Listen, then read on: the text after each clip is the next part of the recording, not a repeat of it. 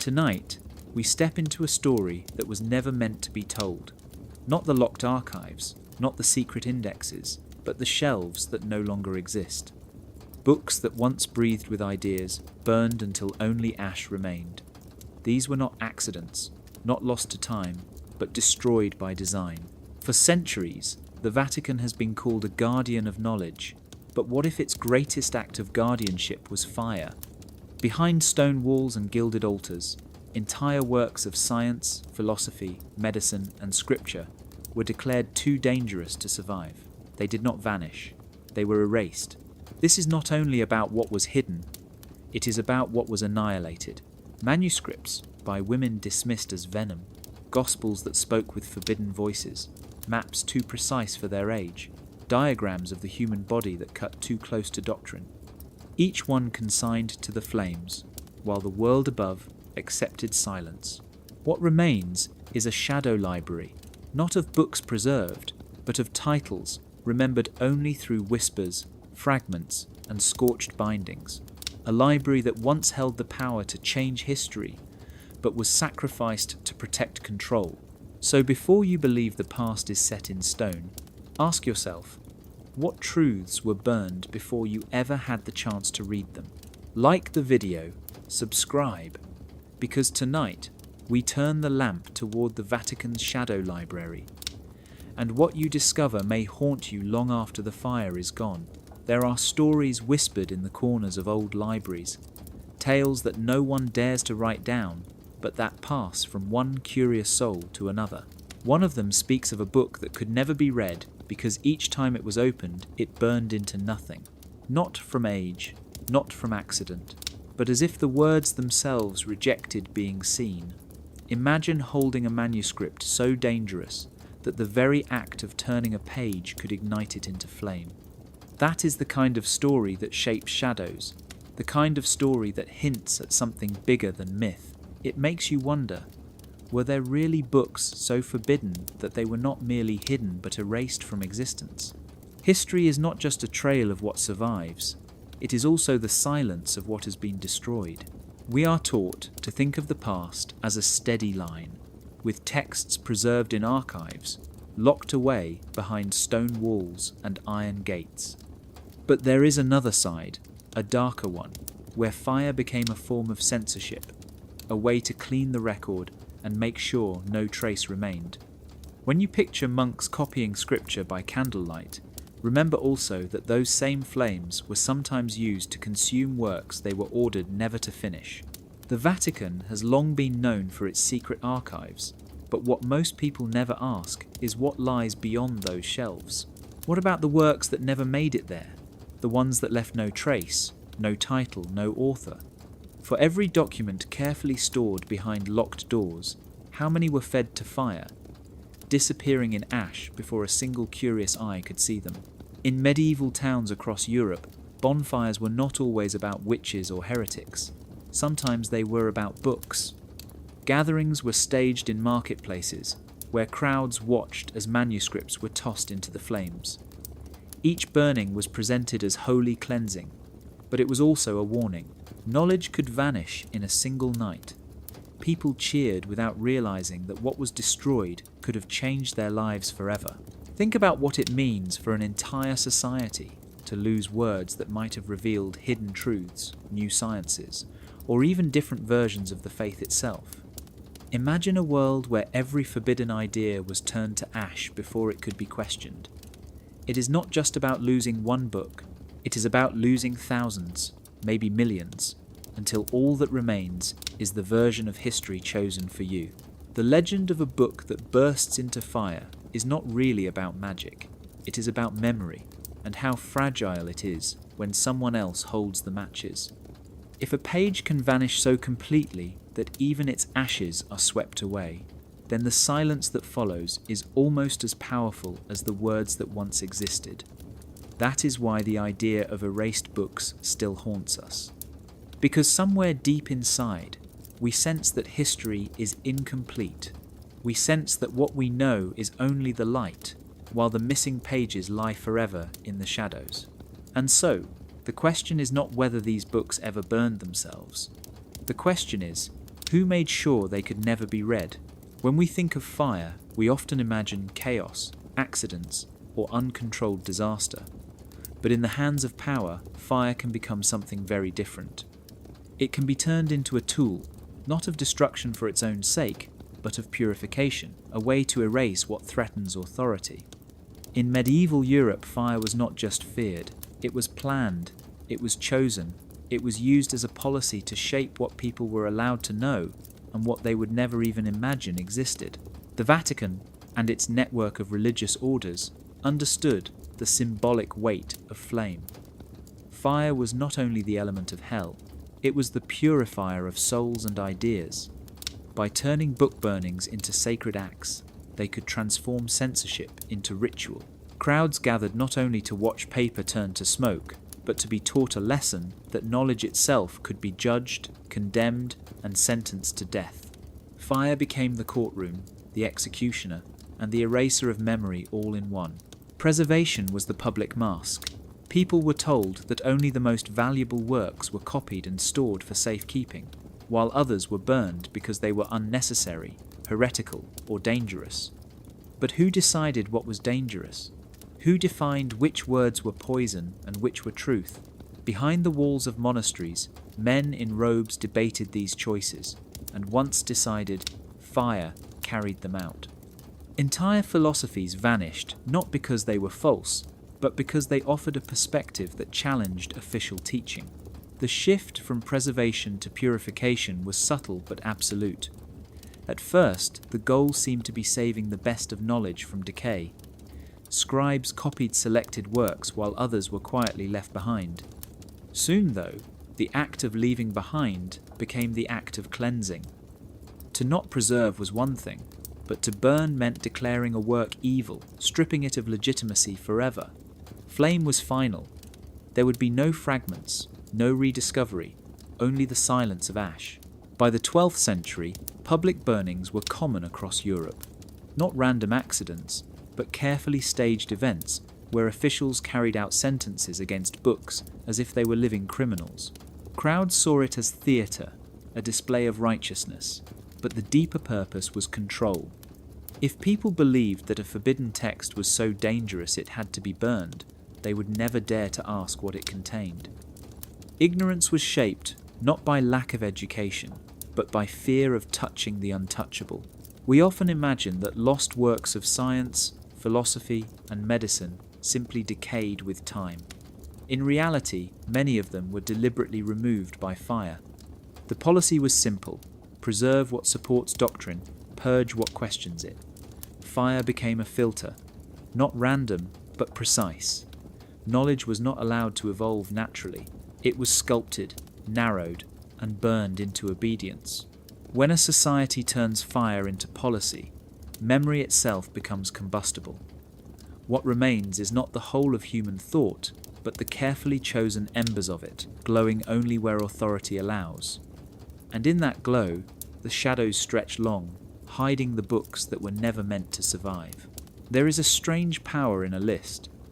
On the surface, it seems simple, just a catalogue of names, titles, and details. But when a list decides what is allowed and what must vanish, it becomes something far more dangerous. The Index of Forbidden Books, first created in the 16th century, was more than just an official register. It was a weapon. It told the world not only what you could not read, but also what had already been erased. It was the difference between memory and silence, between a living idea and a ghost. The Vatican presented the Index as a guide, a service to protect the faithful from being misled. To most people, it seemed like an act of care, as though the Church was guarding minds from dangerous lies. But behind the polished language of protection was the quieter truth. The Index was not just about warning people, it was about deleting works from history. Once a book appeared on the list, its fate was sealed. Copies were confiscated, burnings were staged, and in future editions, its title might not even appear at all. The erasure was so complete that later generations would not know the book had ever existed. What makes the Index so chilling is not only the books it condemned, but the secret addenda that accompanied it. Whispered instructions were passed to inquisitors and church officials, detailing which works to confiscate immediately, which to study in silence, and which to destroy entirely. These secret notes never reached the public. They circulated only among those trusted to carry out the erasure. For every public entry on the list, there were private deletions carried out quietly, leaving no record behind. Between editions of the index, entire works disappeared without explanation. Scholars sometimes noticed gaps, citing a book that had once been named but now was missing from the next edition. When questioned, the Church offered vague answers, claiming mistakes or changes of policy. But the pattern was too clear. The public index was only a mask. The real power of the list was in the vanishing acts that occurred between its pages. Imagine being a writer in the 17th century. You pour your life into a book, only to wake one morning and find it outlawed. From that moment forward, it is not just banned, it is doomed. The few who read it hide their copies in fear. Libraries hand over their holdings. Printers stop production under threat of punishment. Soon the book is ash, its author forgotten, its words remembered only by those who whispered them in secret. The index gave authority a legal face. It transformed censorship into an organized system, one that could shape centuries of thought. When you read that certain ideas simply did not exist in the past, remember that absence is not proof of ignorance. It may be proof of erasure. What is terrifying is not just what the index listed, but what it chose to erase without record. Because when history is edited not only by what is remembered, but by what is officially forgotten, the silence left behind speaks louder than words ever could. It begins on a quiet night, when the streets of a medieval city are empty and the only light comes from the moon. In a corner near the cathedral stands a scriptorium, a place where scrolls and manuscripts are copied by hand. Inside are shelves of parchment, ink still drying on works of philosophy, science, and poetry. But tonight, the doors are not closed to keep the knowledge safe. They are closed because men in robes are about to arrive, and what they do will leave the air thick with smoke and the ground littered with ashes. The monks come silently, carrying lanterns and orders signed by authority higher than any local council. Their faces reveal no emotion, but their task is clear. They are not here to copy, they are here to cleanse. Scrolls are gathered in bundles, some taken away in sacks, others judged too dangerous even to travel. Those are tossed into iron braziers, the flames snapping and curling as centuries of thought vanish in minutes. The night fills with the sharp smell of burning parchment, a scent that lingers long after the fire dies down. To the people of the city, the raid looks like holy work.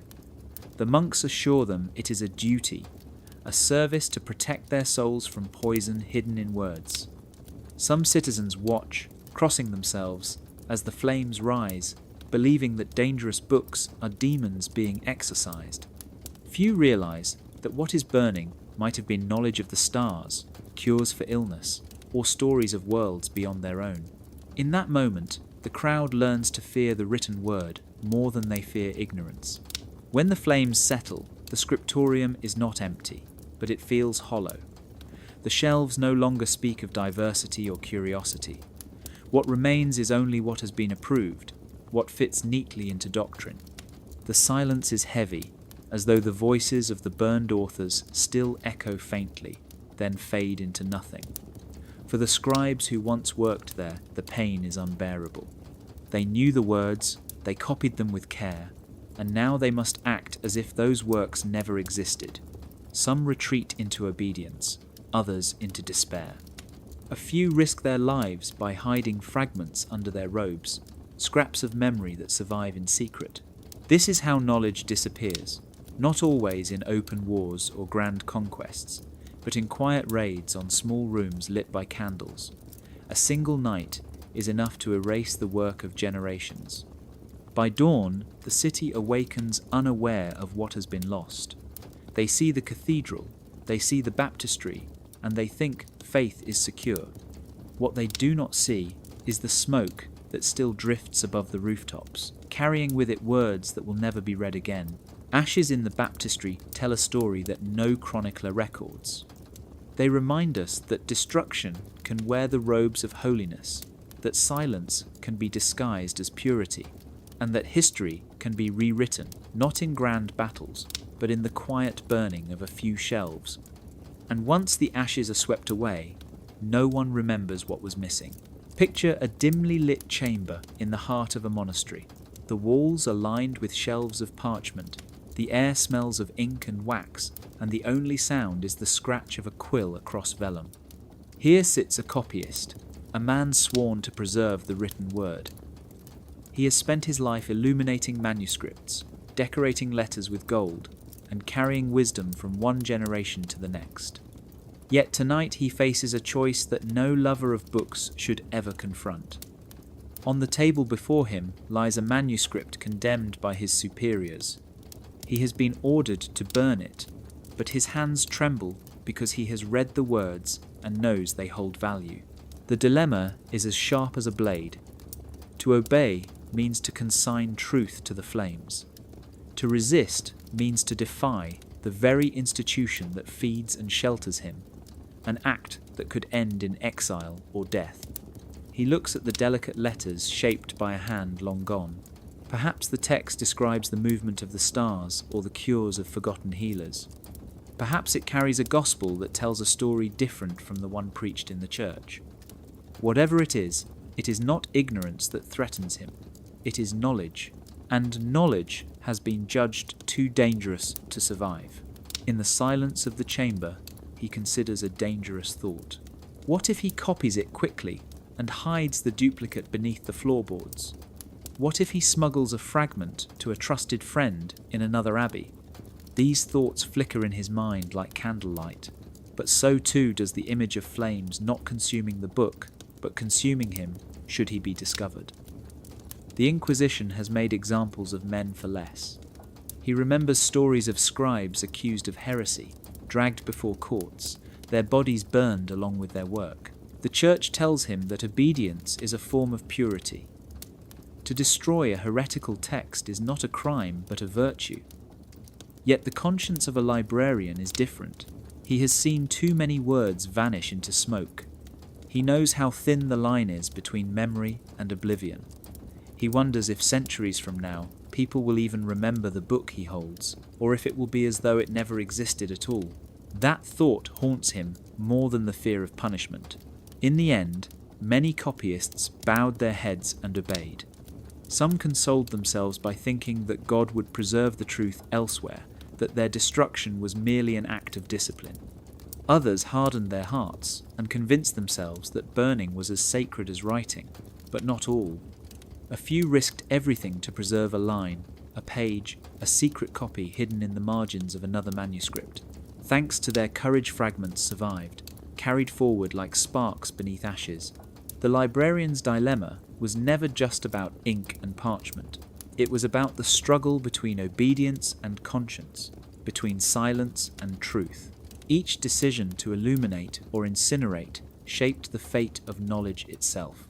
And for every book that disappeared, the world lost not only a text, but a piece of its memory, erased by the trembling hands of those caught between faith and fear. In the early centuries after the death of Jesus, the world of Christianity was not one voice, but many. Communities scattered across the Mediterranean held different memories of his teachings. Some described him as a healer, others as a philosopher, and some as a guide who told people to seek truth within themselves rather than in any temple. These memories were written down in texts that came to be known as Gospels. But not all Gospels were welcomed into the official story. Some were silenced, branded as heresy, and eventually condemned to fire. Among them were the Gospel of Thomas, the Gospel of Mary, the Gospel of Philip, and others that offered a picture of Jesus far different from the one the Vatican later approved. These writings spoke back against authority. They suggested that salvation did not come only through the church, but could be found in the human spirit, in personal discovery, and in wisdom passed from teacher to student. Imagine what it meant for ordinary people to read words that said the kingdom of God was not a place above the clouds, but already within them. Such ideas threatened the very structure of power that was building around the church. The decision to burn these texts was not about lies, it was about control. If people believed they could find truth on their own, they would not need priests, bishops, or popes to stand between them and God. The Gospels that spoke back did not fit the narrative of obedience. They encouraged questioning. They valued inner awakening over ritual. For the growing institution of the church, this was unacceptable. So the texts were condemned, copied in secret by a few brave monks, and in many cases destroyed in public flames. By the time the canon of Scripture was officially closed in the 4th century, the church had drawn a line.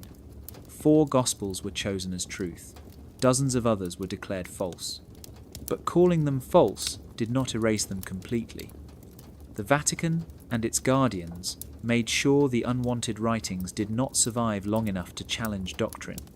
Libraries were searched, scrolls collected, and bonfires lit.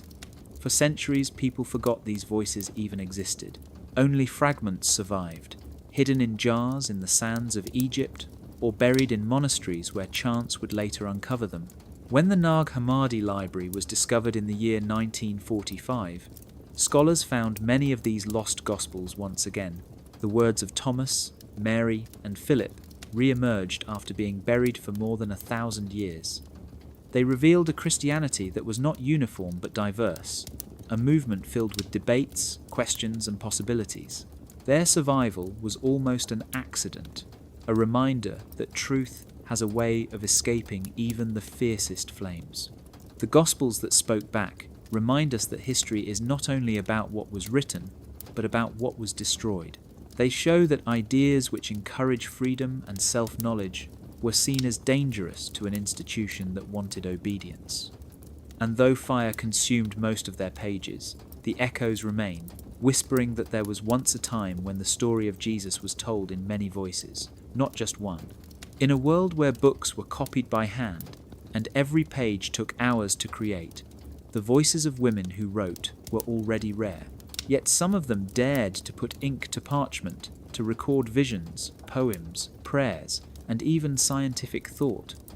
These women were mystics, scholars, and seekers, who believed that their words carried value. But the men who controlled the libraries and the pulpits did not see wisdom, they saw threat. The manuscripts of women were often branded as dangerous, called either visions from madness or venom from the devil.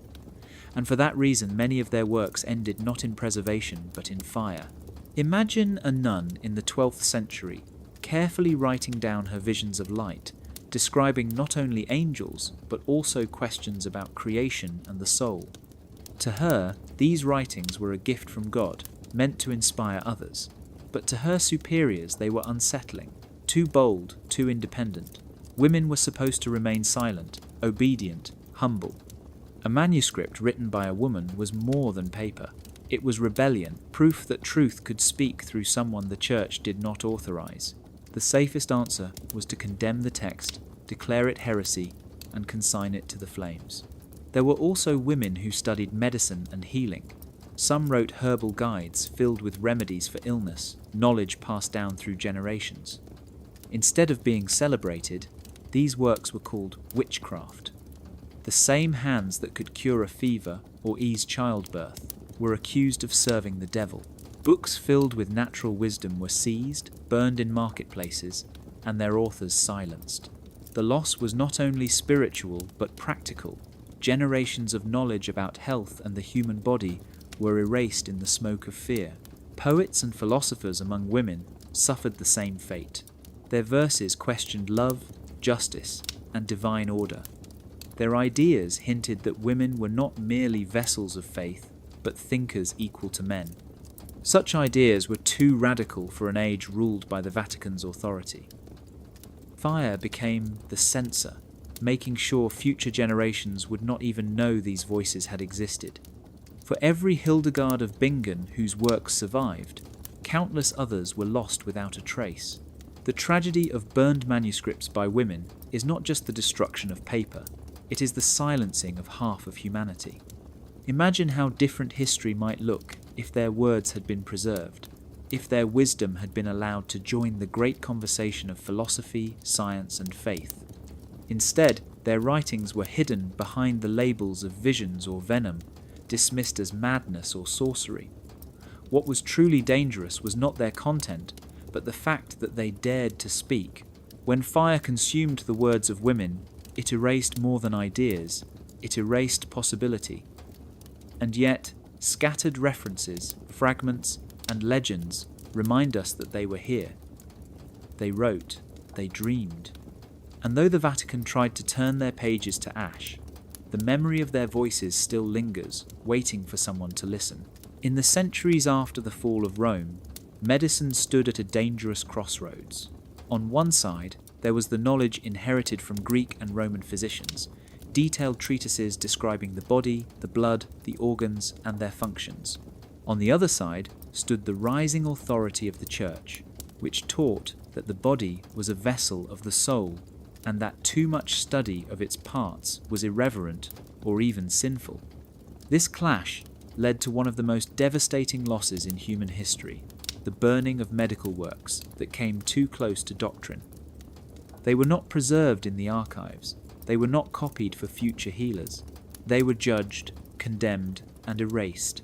Imagine a manuscript that carefully illustrated the circulatory system, centuries before modern science rediscovered it. To us, it would look like progress, but to the guardians of faith it looked like arrogance.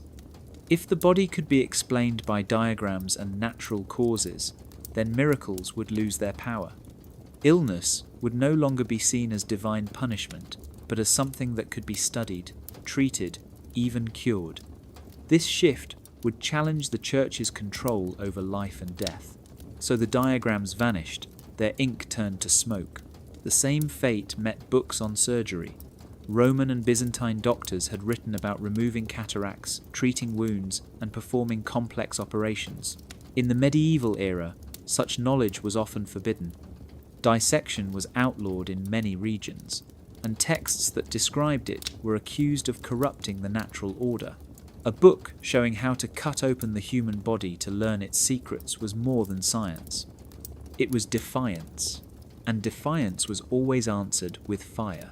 The loss was not just in Europe. Accounts tell of libraries raided where translations of Arabic medical works, filled with advanced theories of disease and anatomy, were seized and destroyed because they conflicted with doctrine. Instead of building on centuries of progress, people were told to accept that illness came from demons, imbalance of faith, or the will of God. Treatments became prayers, charms, and relics.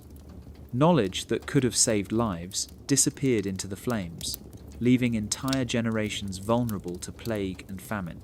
By the time the Renaissance arrived, many discoveries celebrated as new were actually old truths rediscovered. The circulation of blood, the function of the brain, the structure of bones, all of these had been written about long before, but had been erased from memory.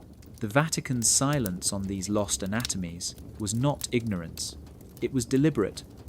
By controlling what healers could know, they controlled who lived and who died, and more importantly, who people turned to for hope. The lost anatomies remind us of how fragile human progress can be. A single fire can destroy what took centuries to learn. A single decree can silence generations of discovery. And when doctrine replaces science, ailments once understood return to mystery, miracles, and myth. What we call ignorance was not always a natural state. Sometimes it was engineered, written in smoke, and carved into history by the absence of books that were never allowed to survive.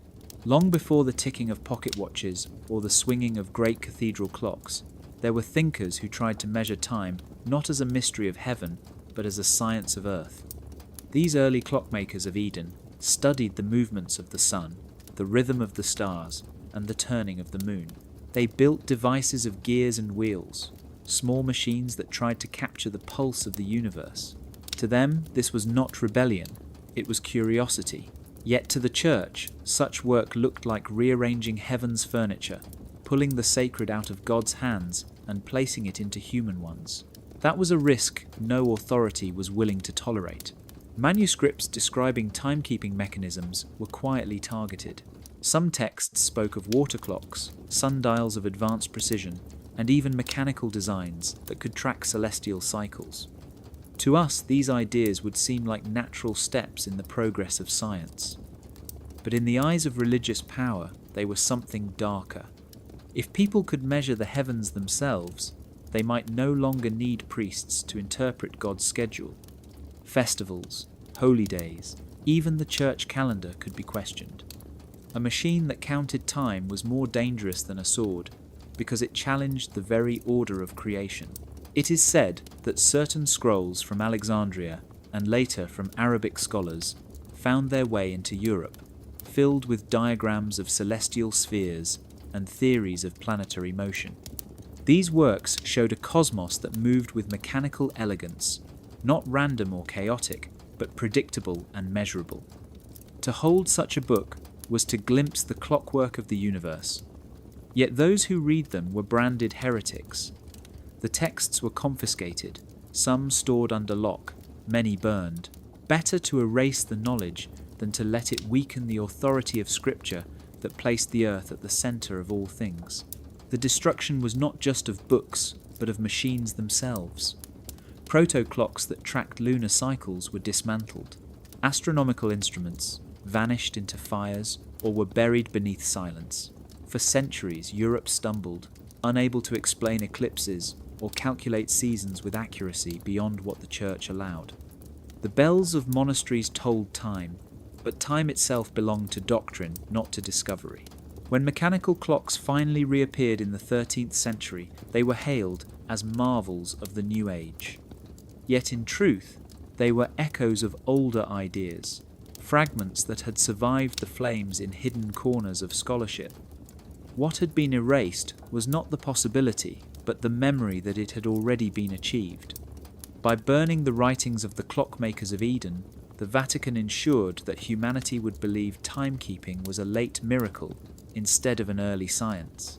The tragedy of these vanished texts is not just that machines were lost, but that human beings were denied the freedom to see time as their own creation. A clock is more than gears and hands. It is a declaration that the universe can be understood. By turning those early works to ash, the keepers of faith delayed that understanding for centuries, leaving the world to count its hours not by reason, but by decree. In the earliest days of Christianity, the works of pagan philosophers and poets were sometimes tolerated. Monks and bishops knew that Greek and Roman writings held wisdom, logic, and art that could be useful when teaching. Shelves in monasteries carried the names of Stoics, atomists, and poets who spoke of reason, virtue, and the mysteries of the universe. For a while, these books were allowed to exist, not celebrated, but tolerated. The Church claimed they could be tools, stepping stones that pointed toward truth, but everything changed the moment those same works began to persuade hearts more strongly than sermons. The Stoics wrote of discipline, self-control, and living in harmony with nature. Their words told people that strength could come from within, that virtue was greater than ritual. To read Seneca or Epictetus was to find a guide to life that did not demand confession to a priest. Atomists, like Lucretius, dared to describe a universe built of invisible particles, moving by natural law rather than divine command. Poets sang of love, tragedy, and destiny in voices that felt more human and relatable than the cold Latin of sermons. Slowly, the shelves of pagan thought began to whisper louder than the pulpits. The Church saw the danger. It was one thing to tolerate Aristotle as a tool for logic. It was another to allow atomists to suggest that creation did not require a creator, or Stoics to teach that moral strength needed no sacrament. When persuasion began to rival authority, the shelves became targets. Texts, once allowed in classrooms, were suddenly condemned. Orders were given to seize certain manuscripts, and in many cases they were burned.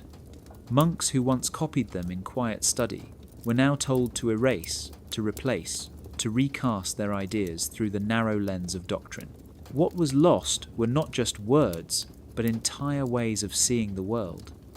Imagine if atomist theories had survived intact through the medieval centuries. The scientific revolution might have come hundreds of years earlier. Imagine if Stoic ideas had shaped politics and daily life without interference.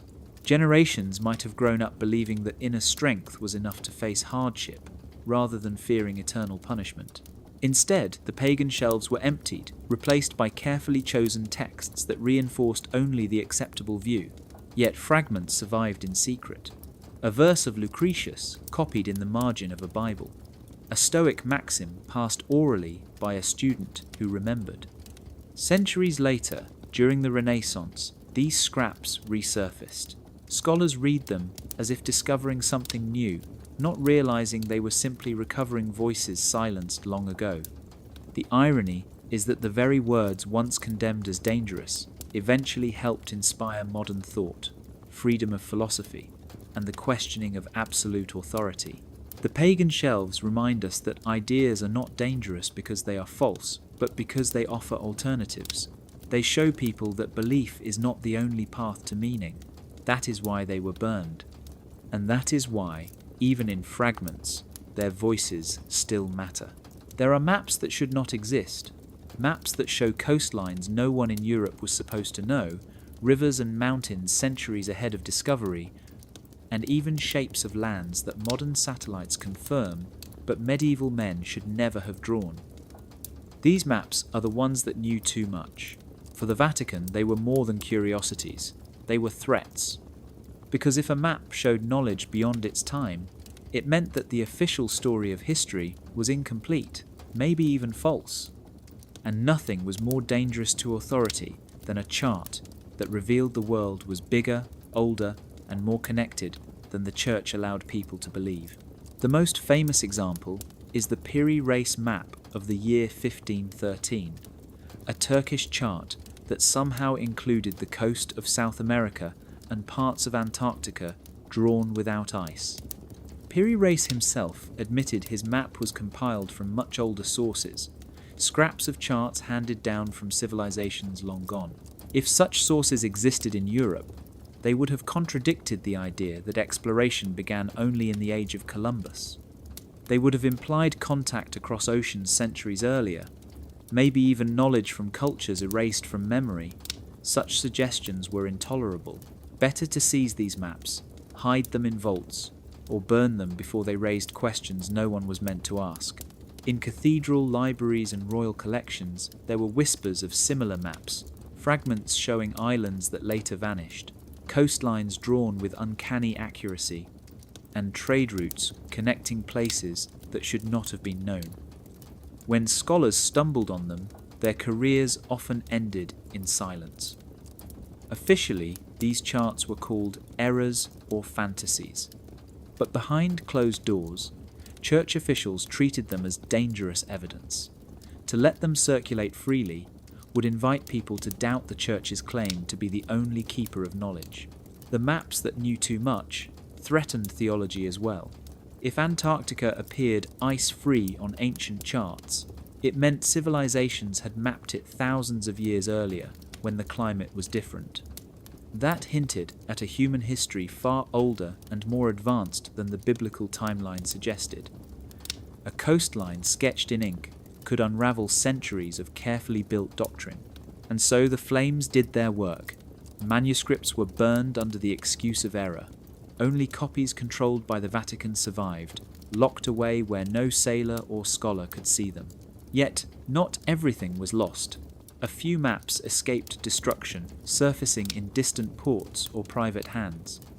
Each time they appeared, they reignited suspicion that our ancestors knew far more than we admit. Some explorers even relied on these hidden charts, following coastlines drawn centuries earlier, as if guided by ghosts of forgotten geographers. The irony is that the age of discovery may not have been discovery at all, but recovery of knowledge erased by design. The story of maps that knew too much is not only about geography, it is about memory. When ink shows truth before its time, those in power have two choices: admit the world is bigger than their doctrine, or burn the parchment and hope no one remembers. History shows which path they chose. There was a time when danger did not come only from books, but from single words. A stray term written in the margin of a manuscript, a phrase whispered in a classroom, even a question asked too boldly could bring suspicion. The Church kept more than indexes of forbidden books. It also shaped what words were safe to speak. Over centuries, a strange unspoken glossary formed, a heretic's glossary, a secret list of terms that could ruin a career or cost a life. Words themselves became suspects, and language was policed as tightly as ideas. Consider the word soul. In everyday sermons it was safe, but philosophers used it differently. To them, soul meant essence, something that could be studied, debated, even measured. That shift was dangerous. If the soul could be examined like a natural substance, it threatened the Church's monopoly on salvation. So the philosophical use of the word was outlawed. Writers who dared define it outside doctrine saw their pages confiscated and their reputations destroyed. Another forbidden word was substance. In ancient philosophy, substance described what things were made of, the basic building blocks of reality. To thinkers like Aristotle, it was the foundation of science. But in a world ruled by theology, substance became a loaded term. The Church used it to explain the mystery of communion, claiming bread and wine changed substance into the body and blood of Christ. To use the word in any other sense was considered heretical, an insult to sacred doctrine. Texts that employed it in philosophical debates were burned, leaving behind a gap in Europe's scientific vocabulary that lasted centuries. Even the word sphere was suspect. It might sound harmless, just a shape, but in astronomy it carried immense weight. Ancient scholars had spoken of celestial spheres that guided the movement of planets and stars. To some, this suggested a universe governed by natural laws rather than direct divine intervention. Such implications could not be allowed. Books that described the heavens in terms of spheres were condemned, while safe alternatives couched in scriptural language were encouraged. In this way, geometry itself was bent to serve theology. The heretic's glossary was never written down as a public list. It spread through rumour, court cases, and whispered warnings among scholars. A teacher might caution a student never to use a certain term in writing. A scribe might quietly change a word in a translation to avoid suspicion. Over time, entire fields of study shrank because their language had been stripped away. If you cannot use the word, you cannot explore the idea. And if you cannot explore the idea, it withers in silence. What is most chilling is how effective this control of language was. People did not need to burn every book if they could simply ban the vocabulary required to think differently. By narrowing words, they narrowed thought itself. The heretic's glossary was not just a list of forbidden terms. It was a cage built out of silence, a prison that trapped minds without the victims even realizing the bars were there. Alchemy is often remembered as a strange quest to turn lead into gold, but in truth it was never only about metals. For centuries, alchemy was a language, a secret code used by thinkers who wanted to explore philosophy, spirituality, and even science without drawing too much attention. Gold stood for perfection, silver for purity, mercury for transformation. To those who understood the code, an alchemical text was not about furnaces and crucibles, but about the human spirit, the cosmos, and the possibility of change. But for the Church, this symbolic chemistry was too dangerous. It gave people a way to talk about forbidden ideas in disguise, and so the flames were lit to cauterize dissent. In the margins of manuscripts, alchemists compared the mixing of metals to the mixing of ideas. They described knowledge as something that could be refined, impurities as lies that needed to be burned away, and truth as the hidden gold waiting beneath the surface of common experience. Their language allowed philosophy to slip past censorship, at least for a while. But once the Church realized that alchemy was more than superstition, that it was being used as a tool for dissent, the crackdown began. Books of alchemy were collected and condemned. Some were labelled witchcraft, others sorcery, and many simply heresy. The problem was not that these texts were dangerous in themselves, but that they taught people to think in symbols. A reader could interpret a recipe for purifying mercury as a call to purify the soul through reason. A description of combining metals could be understood as a metaphor for uniting human and divine. To an inquisitor, every metaphor was a possible act of rebellion. The greatest fear was that alchemy blurred the line between the material and the spiritual.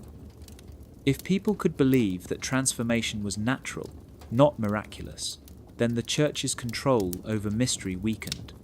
Healing might be explained through hidden forces of nature.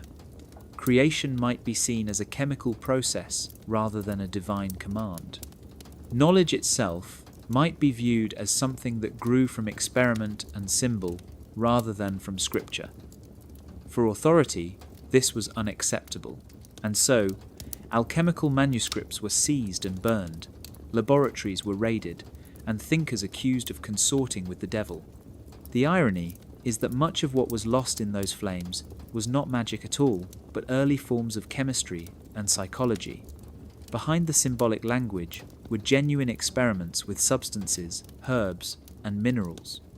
Buried within the allegories were insights about transformation, growth, and the search for meaning. But once the fires consumed the texts, what survived in memory was only the stereotype of foolish men chasing gold. By erasing the language of alchemy, the Church ensured that centuries of coded philosophy would vanish into silence. What might have been seen as the birth of science was reduced to legend and suspicion.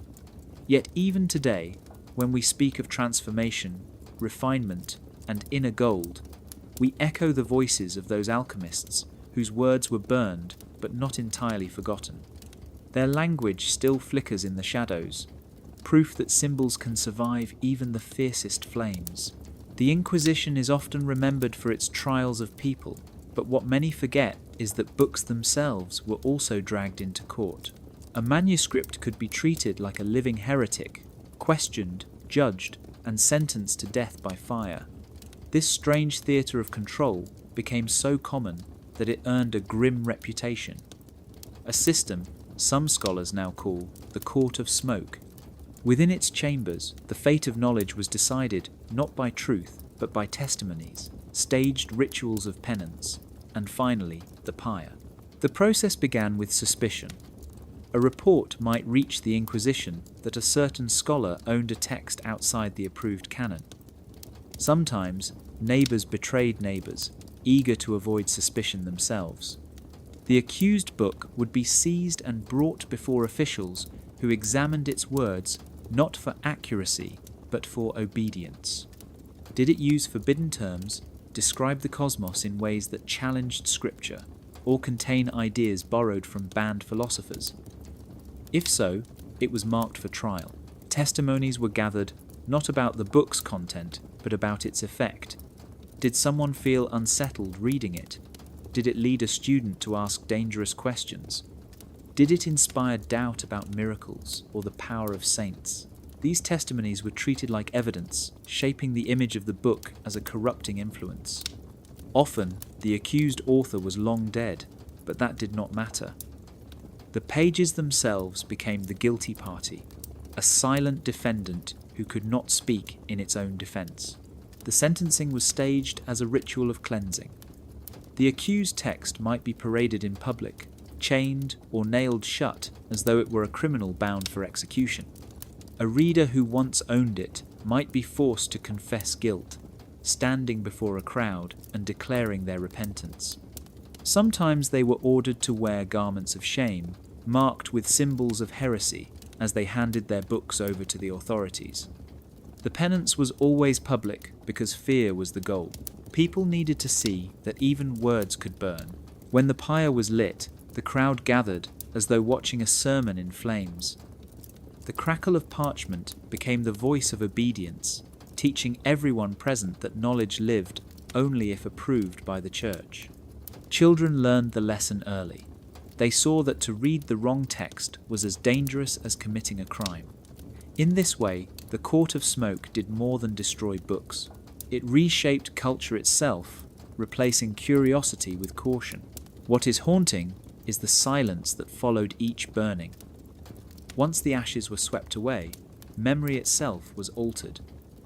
A condemned book was not only destroyed, but also erased from the story of history. Generations later, people no longer even knew such works had existed.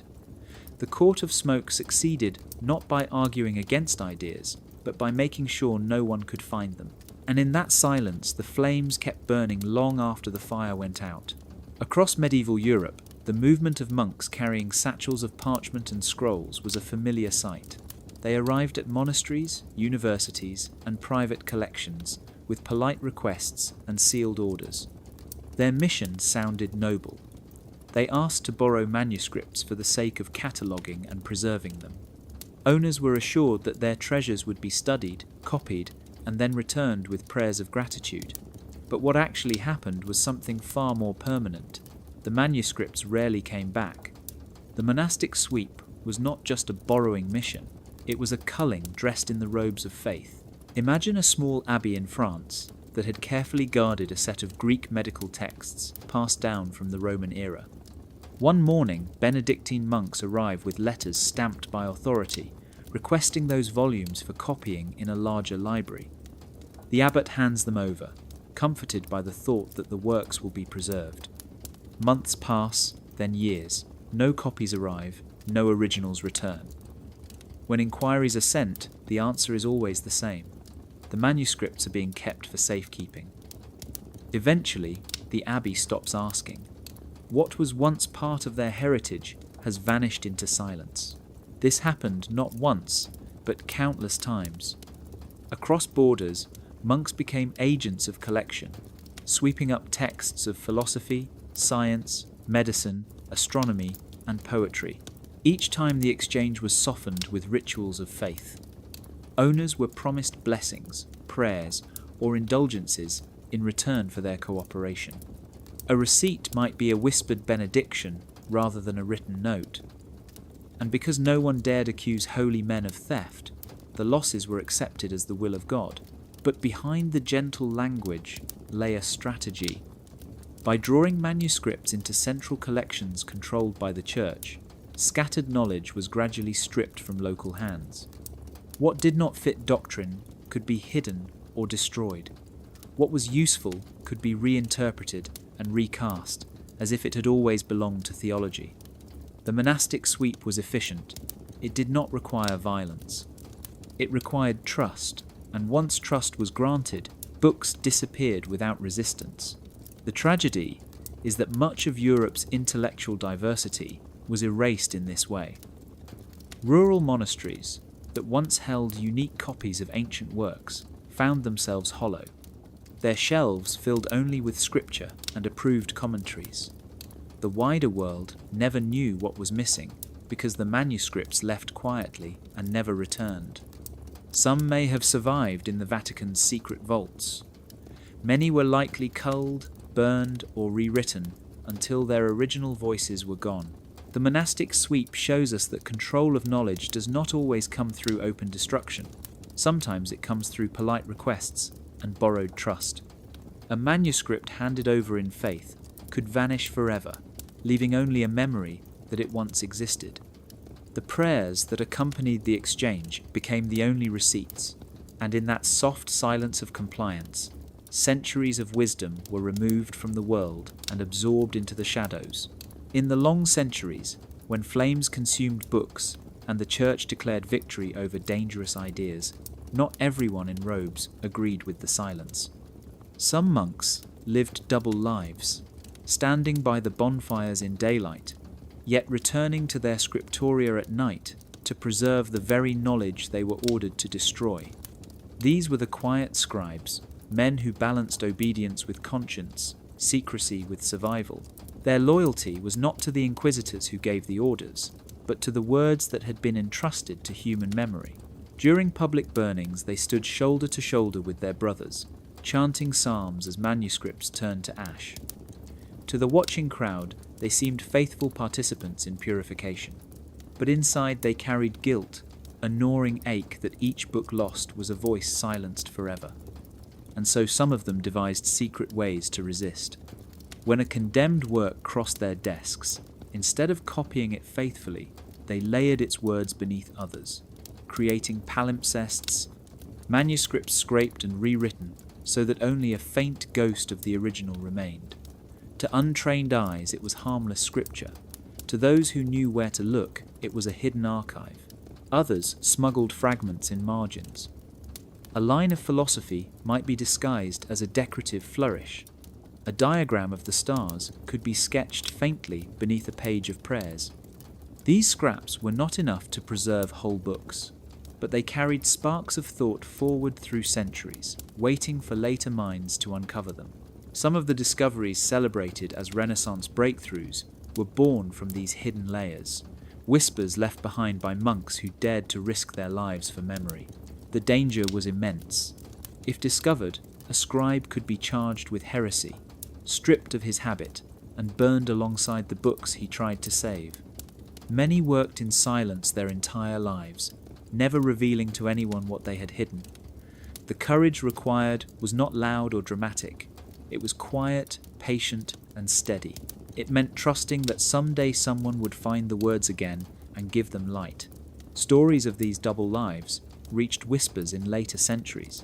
Scholars examining ancient manuscripts found traces of older texts beneath the ink, Greek philosophies under Latin prayers, medical treatises beneath psalms.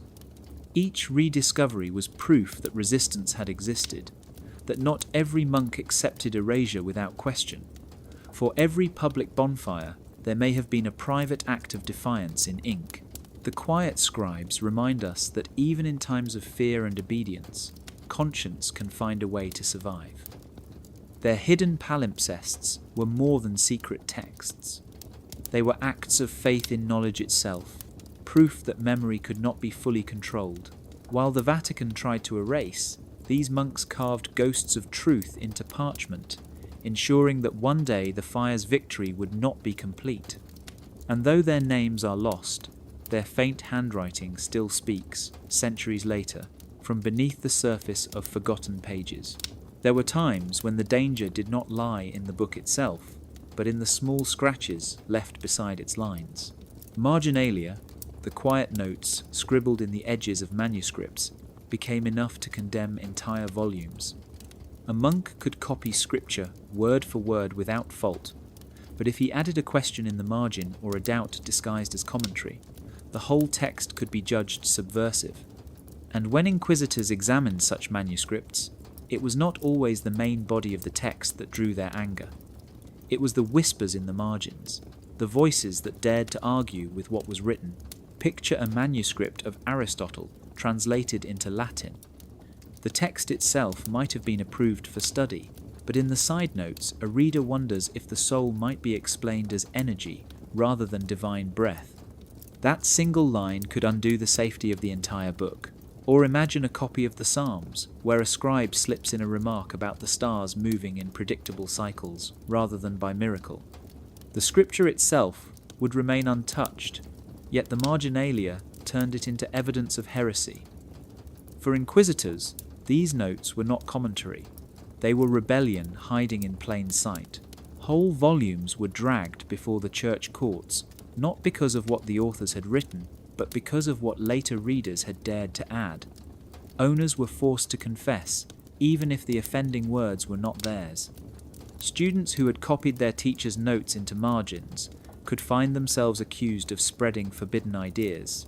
Books were burned, not only to erase the heretical comments, but also to warn others never to let curiosity spill into the open edges of a page. This fear of marginalia reshaped the way manuscripts were handled.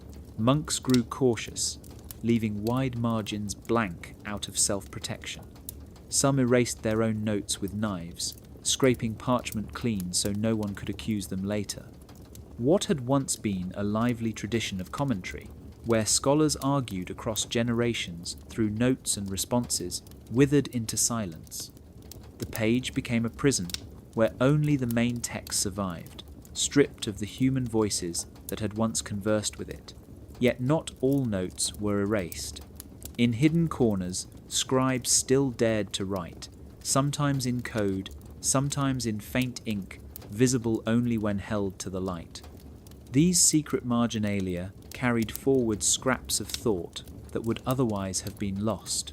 Centuries later, when scholars uncovered them, they found glimpses of debates long forgotten, the quiet resistance of minds who refused to stay silent. The story of Marginalia on trial shows how fragile freedom of thought once was. Even the smallest word could become evidence against you. Entire volumes could burn because of a single question scribbled in the corner. It was not the text that threatened power, but the reminder that readers could think for themselves. And that, more than any book, was what the Church most feared. A book could be copied with absolute care, its text flawless, its words approved by doctrine, and still it could be condemned to the flames. The danger did not always lie in what the author had written, but in the quiet lines left in the margins. These were the notes of readers and scribes, small comments squeezed between columns, reflections, questions, or doubts. To the Inquisition, they were not harmless scribbles. They were heresy in miniature, and they could transform an entire volume into a crime. Imagine a monk tasked with copying Augustine. He follows the rules, copying each word with precision. But in the edge of the page, he adds a personal thought, perhaps a question about the nature of the soul or a comparison with Aristotle. To him it is curiosity, a way of wrestling with ideas. To a censor, it is rebellion. That single note, written in ink no wider than a fingernail, can condemn the entire book. The text itself may be safe, but the margin has turned it into contraband. For the Church, marginalia were more dangerous than the main body of the text because they proved the words were alive. A printed Bible could be controlled, its meaning set by priests. But when readers began writing back, adding their voices to the page, truth became unstable. The margins became a battlefield where scripture and philosophy collided with private thought. And so, the Inquisition treated marginalia as a threat not only to the purity of texts, but to the obedience of readers. There are records of manuscripts hauled into trials where inquisitors read aloud the offending notes as though they were charges. Owners had to defend themselves, even if the notes were written decades earlier by someone else. Some confessed in fear, claiming ignorance. Others denied ownership and blamed nameless scribes. None of it mattered. Once the suspicion of heresy touched the margins, the whole volume was considered poisoned. The verdict was almost always the same. The fire would decide. This climate of fear changed the very way books were used. Scribes began to leave wide margins blank, too afraid to write in them. Some scraped away their earlier notes with knives, leaving faint scars on the parchment where ideas had once lived. The lively conversation that once made books more than silent objects was suffocated. What remained were texts without voices, pages stripped of dialogue, safe but lifeless. And yet, not every note was erased. Some monks wrote in code, others in faint ink, trusting that one day someone would see the ghost of their thoughts. Centuries later, scholars using new technologies uncovered these hidden lines, discovering sparks of dissent that had survived despite the flames. The story of marginalia on trial shows how fragile freedom of thought once was. A single word in the corner of a page could destroy a lifetime of work. Books burn not because of what was printed, but because of what a reader dared to whisper into the silence. And in that, we see how power feared not only the written word, but the act of questioning itself. In the quiet cloisters of medieval Europe, the lives of saints were not just written, they were carefully constructed. Every story, every miracle, every prayer attributed to a holy figure was curated to inspire devotion. What is less known is how much of history was removed to make that sanctity believable. Hagiographies, the biographies of saints, multiplied rapidly, filling monastic libraries with stories meant to guide the faithful. But alongside these glowing accounts, there were dissenting versions, alternative lives that questioned miracles or exposed human flaws. These books rarely survived. The Church did not tolerate saints with questions attached. A saint had to be perfect, their life a model of piety beyond reproach. If a biography suggested otherwise, if it recorded doubts, mistakes, or acts that contradicted doctrine, it was condemned. Monks were ordered to find these texts and consign them to the flames. Entire collections disappeared overnight.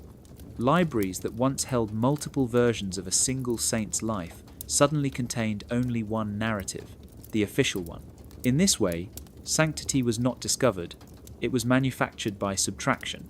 In the 12th century, chronicles describe an order sent to Paris to examine all hagiographies in the city's monasteries. Monks carried long lists of saints whose stories required correction. They opened codices and compared miracles, noting discrepancies. When a text strayed from the approved canon, it was burned in a courtyard, smoke rising to the winter sky, leaving behind only charred fragments and memories. Citizens were warned not to speak of these works. The life of a saint became a carefully edited truth, built as much on what had been erased as on what remained.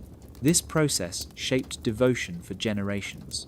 People prayed to saints whose biographies were curated for their edifying qualities rather than their historical accuracy. The miracles seemed abundant because every account that failed to inspire or fit the ideal model had been removed. Faith was guided by edited memory. Readers never questioned the absence of conflicting stories because they were never told that alternatives existed. What appeared as universal admiration was in part enforced conformity. Yet, traces remained. Some monks, sympathetic to the original accounts, copied excerpts into personal notebooks, hiding them under floorboards or behind altars. These fragments, rediscovered centuries later, reveal a different world where saints were complex, human, and sometimes fallible. Historians today must piece together these faint echoes to understand what the Church chose to erase. The vanished texts remind us that the history of sanctity is as much about censorship as it is about devotion. Saints without sources teach a crucial lesson about power and memory. A biography can be made sacred not only by what it celebrates, but by what it obliterates. When the fire decided which stories could survive, it also decided which virtues, which struggles, and which truths were allowed to exist. In the end, the smoke of burned dissenting texts shaped the holy lives we still know today. In the quiet study halls of medieval monasteries, numbers and shapes were not always neutral. Geometry and mathematics were powerful tools, capable of revealing patterns in the heavens and the earth. But, in the wrong hands, or the wrong eyes, these tools were seen as dangerous.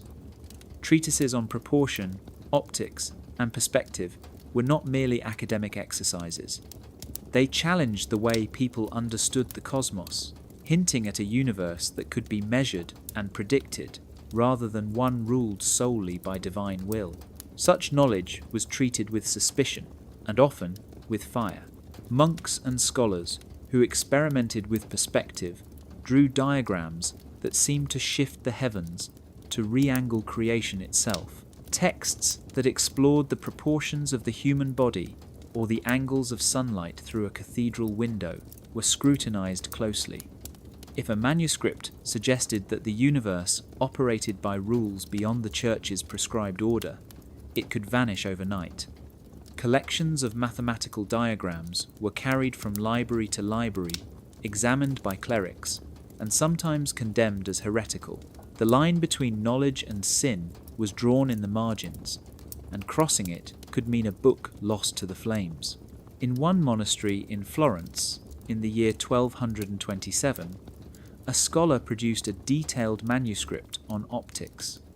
He demonstrated how light could bend and reflect, how the sun's rays could illuminate hidden corners of a room in ways that appeared almost magical. The abbot summoned him, and the manuscript was examined by a council. They concluded that these diagrams suggested secrets that belonged only to God. The scholar was forced to burn his own work in a courtyard, his hands trembling as pages curled into ash. The other monks watched silently, learning that discovery could be dangerous. This fear was not limited to optics. Treatises on proportion, whether applied to architecture or art, were also suspect. If a drawing suggested a new way to measure the human figure, or to design a building in alignment with celestial patterns, it could imply that humans could control what had previously been understood as divine order.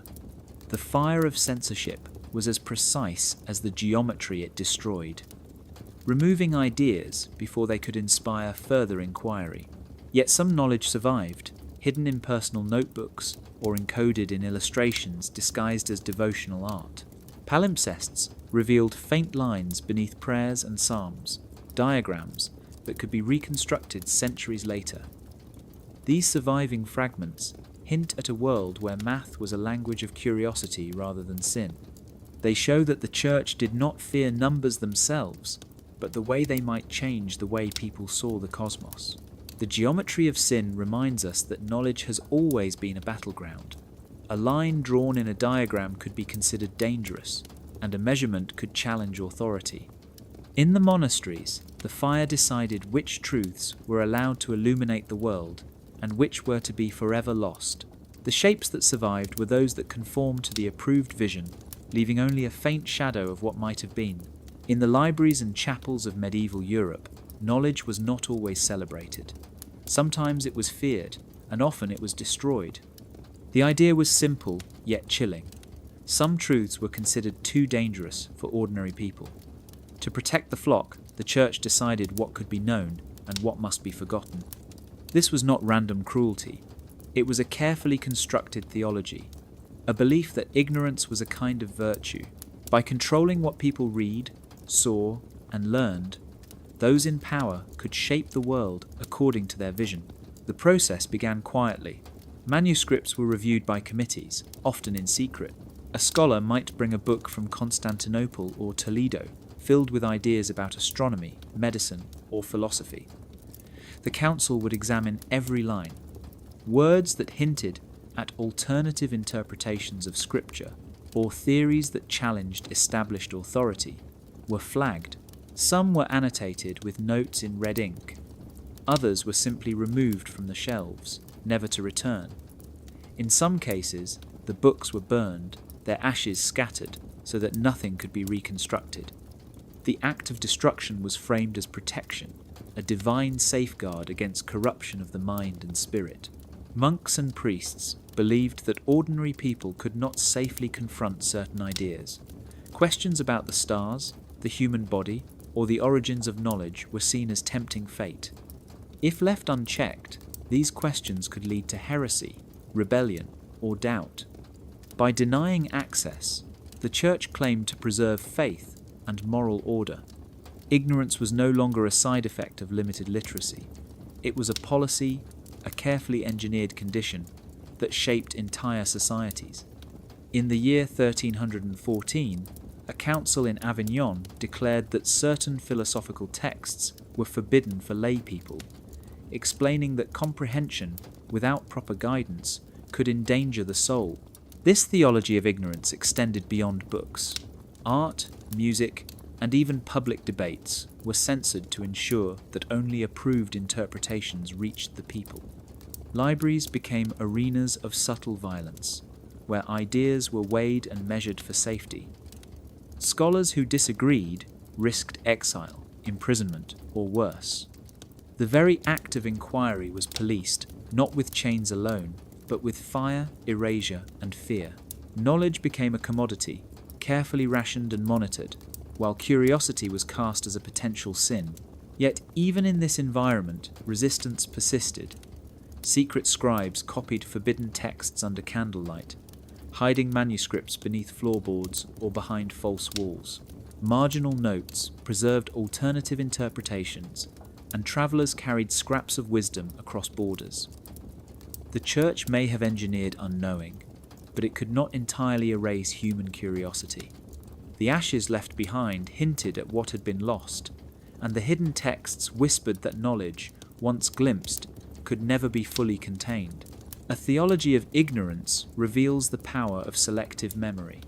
By shaping what people could know, the authorities shaped how people thought and believed. Faith was intertwined with obedience, and obedience required not just devotion, but engineered unknowing. The world that survived was a curated world, its truths filtered through doctrine and fire. And yet, the faint traces of forbidden knowledge endure, reminding us that the desire to understand is stronger than any attempt to suppress it. The invention of the printing press in the year 1515 changed everything. Suddenly, knowledge could move faster than the slow hands of monks copying by candlelight. Books multiplied overnight, spreading ideas across cities, countries, and continents. What had once been confined to monasteries or royal libraries now filled the hands of merchants, students, and curious citizens. This explosion of literacy was thrilling for some and terrifying for others. Authorities who had long controlled information suddenly faced a challenge unlike any before. Flame, once slow and deliberate, now had to chase the press, and the chase was desperate. Printers like Johann Gutenberg and Aldus Manutius were celebrated for their skill, yet their presses were viewed with suspicion by the church. Each page they produced carried the potential for heresy, dissent, or dangerous knowledge. Manuals on medicine, maps showing distant lands, or alternative interpretations of scripture could now reach dozens of people in a single week, where before a single copy might take months or years to circulate. The speed of production meant that the old methods of censorship were no longer enough. Monks could no longer rely solely on careful cataloguing or secret annotations. Bonfires had to burn hotter, and pyres had to be lit faster. In the year 1522, a council in Mainz ordered local authorities to confiscate all unauthorized printed books. Entire workshops were raided, presses smashed, and manuscripts that had not yet been printed were seized. The city streets smelled of smoke and ink, and the authorities insisted that this was necessary to protect the minds of the people. Yet the very act of burning drew attention. Crowds gathered to watch flames consume words, and curiosity spread even faster than the pages themselves. The church found itself in a paradox. The more they destroyed, the more people wanted to see what was forbidden.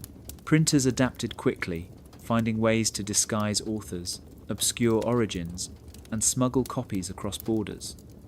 Exiled scholars carried presses in secret to cities like Venice, Paris, and London.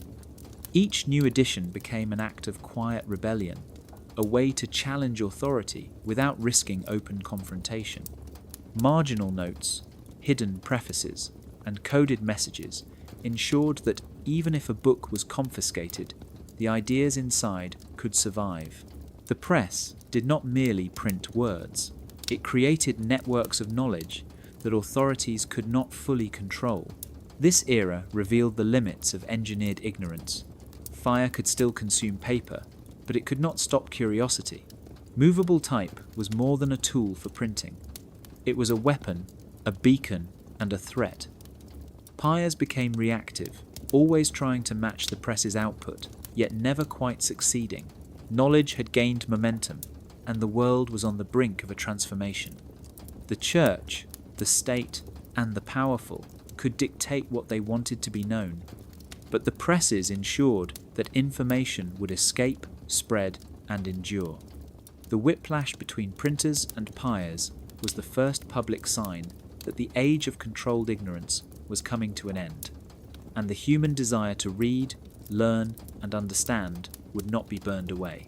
The city wakes with the smell of smoke and parchment, streets lined with vendors and children, and in the centre, a pyre already crackling in the sun.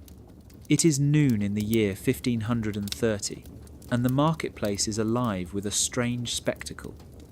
People gather not for bread or cloth, but to watch words vanish into flame. Scrolls, tomes, and pamphlets are carried forward, handed over by trembling hands, and tossed into the fire, as if the act of letting go will protect them from thought. The smoke curls upward, a grey ribbon that marks the city skyline, and the wind carries it into alleyways where the youngest watchers press their noses against doorframes.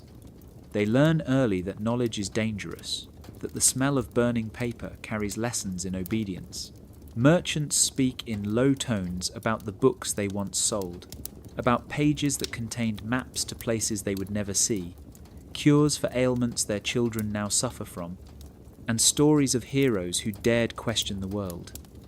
Mothers pull their children back, not from danger but from curiosity, and fathers nod gravely as if understanding the pyre will make them better citizens. Yet eyes wander to the flames, and minds wander further.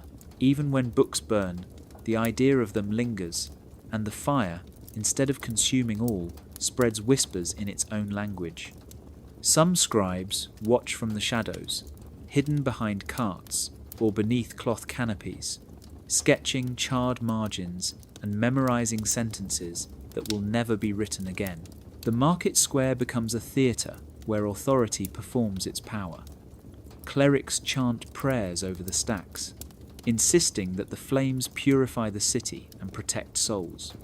Town criers announce the titles of what is lost, and the list grows with each hour. Children gape, counting the blackened leaves as if keeping score, while older citizens remember what was taken yesterday and wonder what will vanish tomorrow. This daily ritual turns knowledge into performance, and the city itself becomes a lesson in obedience, control, and fear. No one is immune, and everyone is a witness to the deliberate shaping of thought. Amid the smoke, the embers glow like tiny sparks of rebellion.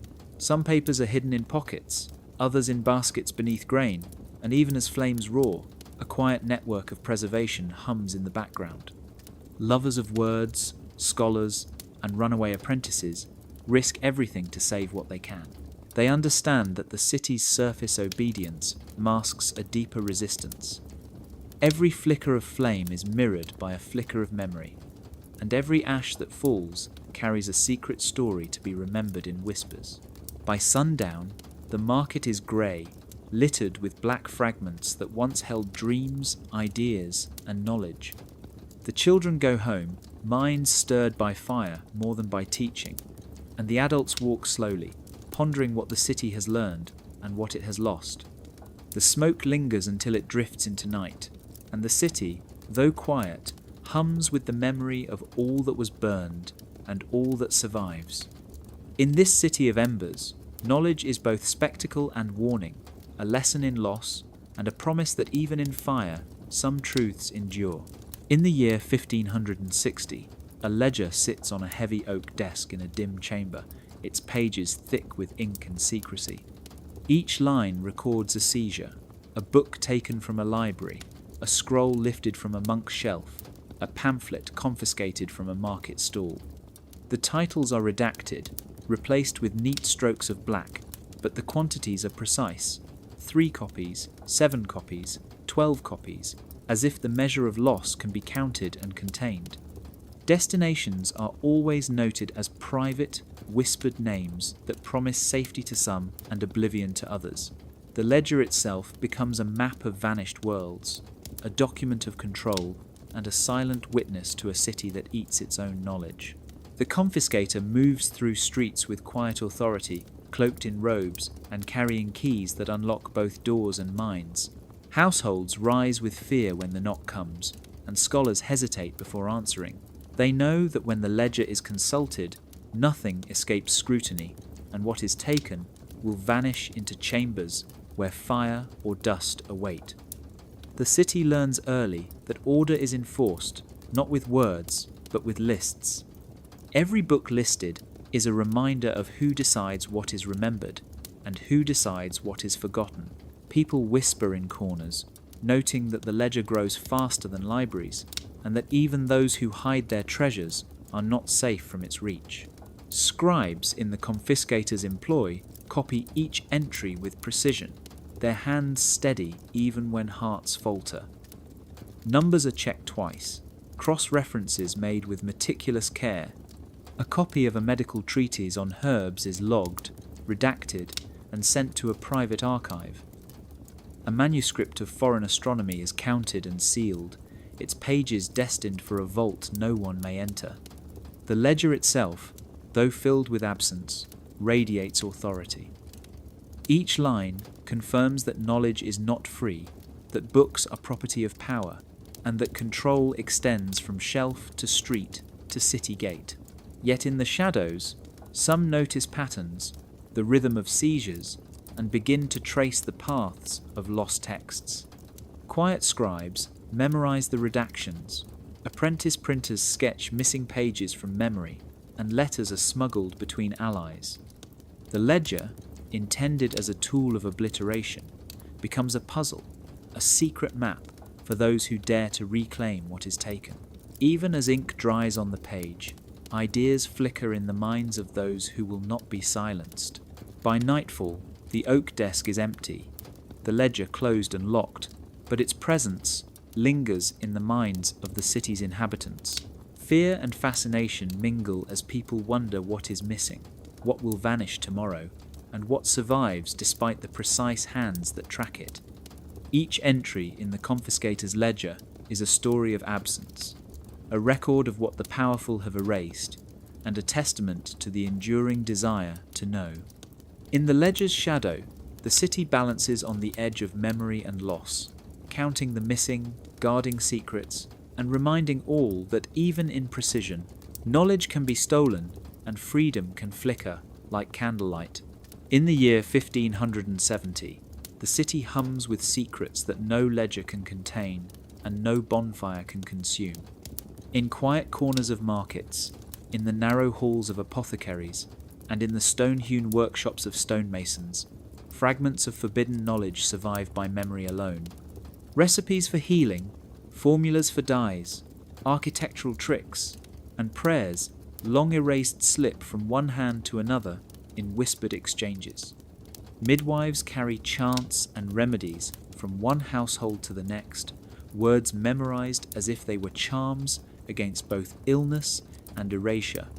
The city moves like a shadowed network, invisible to those who count books and scrolls, alive with the pulse of information that refuses to be contained. The carriers are not scholars, and yet they are keepers of what the powerful have tried to destroy. Apothecaries memorize lists of herbs, their effects and dangers, the cures that heal without drawing attention. Stonemasons carve secret marks into walls, formulas embedded in the architecture, a silent testimony to skills older than the church decrees. Midwives whisper the names of plants and chants to mothers who will remember and repeat them, a line of oral transmission that outlasts ink and flame. The memory of these words becomes a rebellion of the ordinary, an insistence that knowledge belongs not to the ledger, but to the people who use it. In dimly lit alleys and behind shuttered windows, apprentices gather to copy what they hear, sketch diagrams from whispered instructions, and pass them on in folded notes. The carriers know the risk of discovery, the cost of a mistake, and yet they persist. Each fragment of memory is a small act of defiance, a way to ensure that what the powerful wish to erase continues to exist. They speak in riddles, in phrases that only those who need the knowledge will understand, and in this way, they hide entire libraries in plain sight. The city itself becomes a living archive, moving through the hands and minds of those who will not forget. Children learn by observation, repeating the chants and tracing the marks of stonemasons, absorbing lessons that are never written. Families pass down secrets in hushed tones, recipes, and remedies that survive because they are remembered, because they are practiced.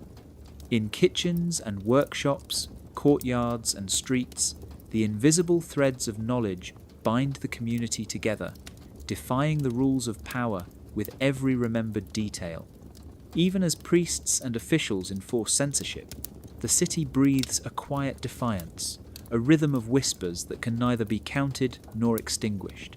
By night, the carriers disperse, returning to their homes with the knowledge of the day tucked safely in memory. The apothecaries lock their cabinets, the stonemasons hide their sketches, and midwives tuck fragments of chants into the folds of their clothes. The city sleeps under the watchful eyes of the powerful, yet within its bones, knowledge flows unseen, carried in whispers, protected by those who understand that even the smallest fragment can survive a world that burns what it fears. In this web of memory, the past persists, the forbidden endures, and the people become the silent guardians of what can never be entirely lost. In the winter of 1580, a scholar wrapped his precious manuscripts in oilcloth and set out at dawn, leaving the monastery that had once been his home. The roads were empty, but the snow crunched underfoot, and every sound seemed amplified, as if the mountains themselves listened for the rustle of pages and the whisper of ink. He had learned the price of knowledge, the cost of defiance, and now carried it in his hands, a lifetime of shadows following him over peaks and through forests where the wind cut like a knife. Each chapter he ferried was a treasure, but each step carried danger, for the authorities had eyes and ears far beyond the city walls. He crossed frozen rivers and narrow passes, memorizing the trails, the knots of trees, and the shapes of boulders that might hide him if pursuit came. Nights were spent in barns and empty chapels, where he would light a candle and copy sections of his texts onto new parchment, making duplicates that could survive even if the originals were lost. The candle flickered and cast monstrous shadows, but to him they were companions, witnesses to a secret labour that must continue at any cost. He whispered the words aloud to remember them, to feel them in his body, and the mountains held his voice like a vault. The scholar knew that to be caught was unthinkable. One page discovered could condemn him to exile, imprisonment, or worse, and yet he could not abandon the knowledge he carried. The texts spoke of forgotten sciences, forbidden histories, and truths that could not yet breathe in the world of men. Each chapter was a spark, each sentence a lantern in the darkness, and he bore them as one might carry a child through a storm. Hunger and cold were easier to endure than the thought of losing even a single line. Villagers along the way offered food and shelter, but he never lingered, for lingering was dangerous. He learned to move like a shadow, to speak in vague directions, to smile without revealing the urgency that burned inside him. By day he appeared a traveller seeking nothing. By night he became a keeper of worlds, copying, hiding, memorizing. The mountains became both prison and sanctuary, their silence a shield against those who would burn what he loved. When spring came, he crossed into another land, where the sun felt softer and the roads wider, but the burden remained. He entrusted parts of his collection to trusted hands, scribes and scholars who would continue the work, who would carry chapters forward so that the fire could not erase them completely. And though he remained in shadow, unknown to the cities and courts that had hunted him, the scholar walked with a sense of purpose that no exile could diminish. In every step, every whispered word, and every careful copy of a page, he ensured that knowledge survived. A single chapter cost him a lifetime of hiding, but it also gave the world the chance to remember what others had tried to forget. In the summer of 1612, towns gathered in the town square to watch the ceremonial burnings, and the air smelled of smoke and sugar. Flames licked the edges of carefully stacked manuscripts as children clutched their parents' hands, wide-eyed at the light and heat. Merchants sold sweetmeats from carts, musicians played lutes and flutes, and the crowd cheered, thinking they were part of a festival, unaware that every cheer celebrated the erasure of stories their grandchildren would never read. The ash spiraled into the sky, white and soft like snow, and fell on the cobblestones, as if the world itself were trying to pretend that nothing had been lost. Bakers and apothecaries, blacksmiths and midwives, all mingled in the square, applauding the spectacle, and no one asked why certain books were chosen or why others were missing. The pyre burned steadily, each page curling and darkening until it became fragile charcoal, and the crowd tossed coins into hats for musicians who played tunes that seemed almost joyful Yet every note was a funeral for knowledge. Children laughed and ran through the drifting ash, not knowing they stepped over centuries of thought, inventions, and stories that had once belonged to scholars, scribes, and dreamers. Town criers announced the titles as if they were prizes, and the names sounded like riddles to most ears. But to those who had studied the forbidden, each title carried a universe. Astronomers, mathematicians, and poets had their works reduced to smoke, and the public cheered, seeing only excitement and light. The scholars who watched from hidden windows understood that the spectacle was designed to comfort, to make people believe the loss was part of a celebration rather than a warning. Each flame wrote a lesson that the authorities hoped would stick. Obedience was safety, curiosity was danger, and joy could be manufactured from erasure. Families picnicked on the edges of the square, children fed pigeons while the pyre continued, and no one questioned why certain texts never returned to libraries, why some ink seemed to vanish before anyone could read it. The ash drifted into houses, into baskets of laundry, into open windows, and settled on floors as a reminder that knowledge could be everywhere and nowhere at once. The smoke carried stories that would linger only in memory, whispered by those who had seen the manuscripts before they burned. Memory became a secret archive, a substitute for the pages that would never be held again. By dusk, the flames had dwindled, leaving only glowing embers that hissed against the cobblestones, and the crowd slowly dispersed, humming tunes that had been written for festivals of joy rather than mourning. Children asked questions about the smoke, and elders smiled, saying it was like snow, soft and harmless, while the truth was heavier than any winter storm. As the town emptied, scholars and wanderers retrieved what they could from the edges of the square, scraps of ash and charred parchment that might still hold letters, numbers, or ideas. The festival had ended, but the work of remembering had just begun, because even when ash pretends to be snow, some truths refuse to vanish completely.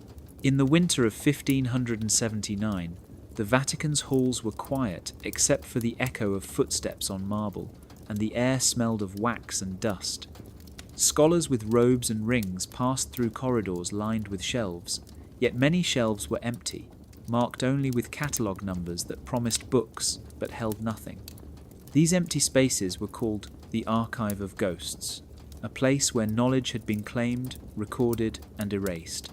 Each missing volume left a void that seemed to breathe, and the clerks who worked there spoke in whispers, as if the absence itself had a voice.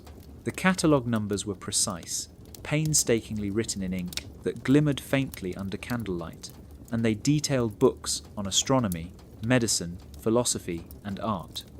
Each number told a story of a text that had existed, a mind that had reached across the centuries only to vanish. Visitors were allowed to walk past these shelves and marvel at the organization, but no one was ever shown what had been lost. The ghosts of knowledge hovered in the air, invisible to the naked eye, yet felt by anyone who lingered too long. In the Archive of Ghosts, silence was a teacher, and absence was a lesson. Monks and scribes, who had survived previous purges, tiptoed through the aisles, avoiding suspicion, memorizing titles and authors, committing to memory what could not be touched. Some left notes hidden in margins of surviving texts, cryptic reminders that a book had existed, a formula had been calculated, a story had been told. These annotations were tiny acts of rebellion, small footprints left in the snow of obliterated history. Visitors often asked why the shelves were empty, and the clerks gave answers that sounded reasonable about reorganization, lending, or preservation. But the truth was far darker. Books had been taken for private study, for destruction, or for control, and the catalogue numbers were the only evidence that they had ever existed. Each absence was deliberate, a hole carved to shape thought, to remind anyone curious enough that knowledge was a privilege and forgetting was a law. The Archive of Ghosts held not what was present, but the power of what had been erased, and the tension between presence and absence created a weight that seemed almost physical. By nightfall, The halls were dim, candles guttering, and shadows stretching across the empty shelves.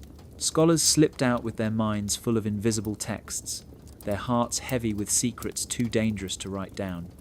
The Archive of Ghosts was not a library in the usual sense. It was a place of memory and imagination, where the living reconstructed what no longer existed. Each empty space invited questions, and each question threatened the order that had created the void. In that archive, catalogue numbers became relics, absences became evidence, and the ghosts of books walked unseen among the living, reminding everyone who dared to think that knowledge could vanish but could never be completely silenced. In the year 1583, workshops across Europe hummed with quiet invention, yet very few records survived. Manuals that taught how to make lenses, grind pigments, or measure the stars had been seized or burned, leaving only traces in memory. What remained were stories of saints performing feats that seemed impossible. A monk might claim that St. Catherine had discovered a method to turn water into ink that never faded, or that St. Hubert had shown hunters how to track the stars for guidance. The manuals themselves were gone, but the miracles endured, and with them, control over the knowledge those manuals had contained. People spoke of the miracles in awe, repeating tales that credited divine intervention rather than human skill. An alchemist's formula became a saint's blessing. A carpenter's tool was now said to be guided by angels. Communities accepted these stories without question because the truth had been obscured, because the books that explained the how and why no longer existed. Children learned that miracles were normal, and curiosity became something to admire but never investigate. The innovations that could have advanced medicine, engineering, or art were hidden behind the veneer of holiness, and those who had once possessed the knowledge were forced into secrecy or exile. Monks and apothecaries remembered the instructions, tucked away in notebooks or whispered to apprentices, yet the public records always framed the discoveries as divine. In Florence, a device that measured the speed of water through a pipe was said to be a gift from St. Lucia rather than a clever engineer named Paolo. In Paris, a chemical reaction that could preserve food was described in sermons as a miracle from St. Genevieve. The attribution of knowledge to saints did more than glorify piety, it erased ownership and created a hierarchy of understanding, where only the church determined which minds could be credited. By removing manuals and attributing innovations to saints, those in power shaped the flow of information for generations. Craftsmen who might have built upon earlier discoveries now had to guess, reconstruct, or accept second-hand accounts framed as miracles. Libraries held fragments of human ingenuity, but sermons and hagiographies transformed them into tales of divine providence. Scholars who tried to recover the lost knowledge risked censure or exile, for to question the story of a saint was to question the authority that controlled what people could know. Miracles became paperweights, keeping knowledge pinned under layers of reverence and fear. A simple mechanical principle, once described in diagrams and text, became a story recounted at the pulpit. The act of invention survived only in shadow, reshaped to fit a narrative that elevated saints and obscured human contribution. People accepted that miracles could move mountains, cure the sick, or illuminate the sky, yet they never learned how. The manuals had vanished, the saints had taken credit, and the world continued, marvelling at the impossible, while the human ingenuity behind it remained locked in memory and secrecy. By the year 1585, Europe was full of miracles, yet full of knowledge it no longer possessed, and every story of a saint contained the echo of a page that had burned. In the year 1572, a quiet revolution swept through Europe without a single cannon fired or city stormed. The calendar changed, and with it, the way people remembered the past. Days were skipped, months were realigned, and entire years were quietly adjusted. The Pope decreed the reform, claiming that the old calendar no longer matched the heavens, but the effect was far deeper than mere astronomy. Events that had been carefully recorded, books that traced lineages of kings, texts that noted scientific discoveries, suddenly seemed to shift in time. A feast celebrated in one year now belonged to another. A comet sighted decades ago seemed to arrive a few days early, and manuscripts that linked ideas from century to century could no longer be traced in the order they were written. Historians, monks, and chroniclers struggled to reconcile the dates, often ignoring the discrepancy altogether. The reform created gaps where destroyed works, once connected eras, places where knowledge had already vanished, were now invisible in the timeline. A mathematician who had once cited a series of treatises found that his sources appeared to precede him by years or decades, making the trail of ideas seem impossible to follow. Libraries contained records, yet the dates no longer matched, and scholars could only guess at the original sequence. It was as if history itself had been rewritten, and the absence of the books ensured that no one could correct it. Every town, every monastery, every court in Europe adjusted their records, and the people obeyed. Contracts, wills, births, and deaths were recast onto the new calendar, as if the past itself had been lifted and gently placed into a different frame. Citizens accepted the change because it came from authority, yet the hidden purpose went unnoticed. The realignment masked where knowledge had been deliberately removed.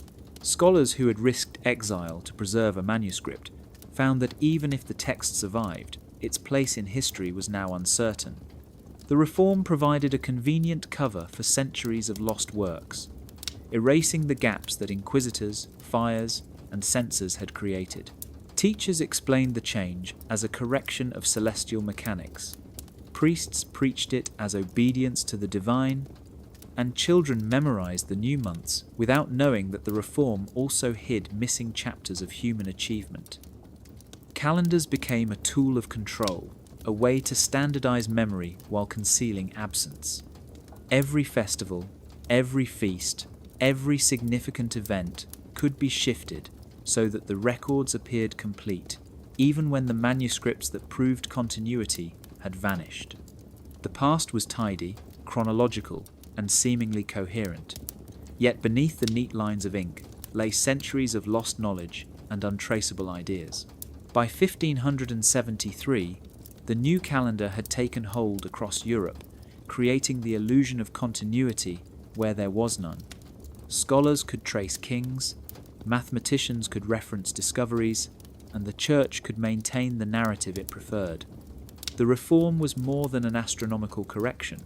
It was a subtle trick, a way to refashion time itself and disguise the destruction that had already taken place. Events were refilled, eras were stitched together, and the silences left by burned books were hidden under the careful arrangement of days. The calendar trick was complete, and history, as people knew it, was forever altered. In the year 1523, a new kind of law appeared, one that spoke of responsibility while hiding destruction.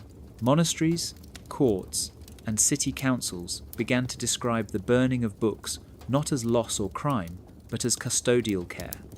The rhetoric was careful, almost polite, claiming that the fire was necessary to protect souls, to preserve order, to maintain truth. Libraries were emptied, manuscripts reduced to ash, yet the record presented the act as a duty rather than a crime. Officials wrote in formal registers that volumes were placed under guardianship by fire, and the phrasing itself absolved them. The language made destruction look like protection, a kind of state-sanctioned mercy. Receipts were kept, inventories recorded, names of witnesses noted, yet the reality was far different. Shelves that had once groaned under the weight of centuries of thought were now bare, and smoke curled from chimneys where learning had been stored. Clerics, who oversaw the burnings, described the flames as careful and controlled, framing the spectacle in terms of law and duty. A copy of Aristotle might vanish, a manual on medicine might be reduced to cinders, but the ledger would declare the act a form of stewardship. Fire became a bureaucratic instrument, a legal fiction that erased evidence while pretending to conserve it. Even judges were drawn into the performance. Court sessions were held not to punish destruction, but to legitimize it. Statements were read aloud, citations cited, and in the official transcript, the burning was described as necessary oversight. Those who questioned the loss were told that the volumes had been in peril, that letting them remain intact risked heresy, blasphemy, or error. Flames were praised for their honesty, and ash became proof of diligence.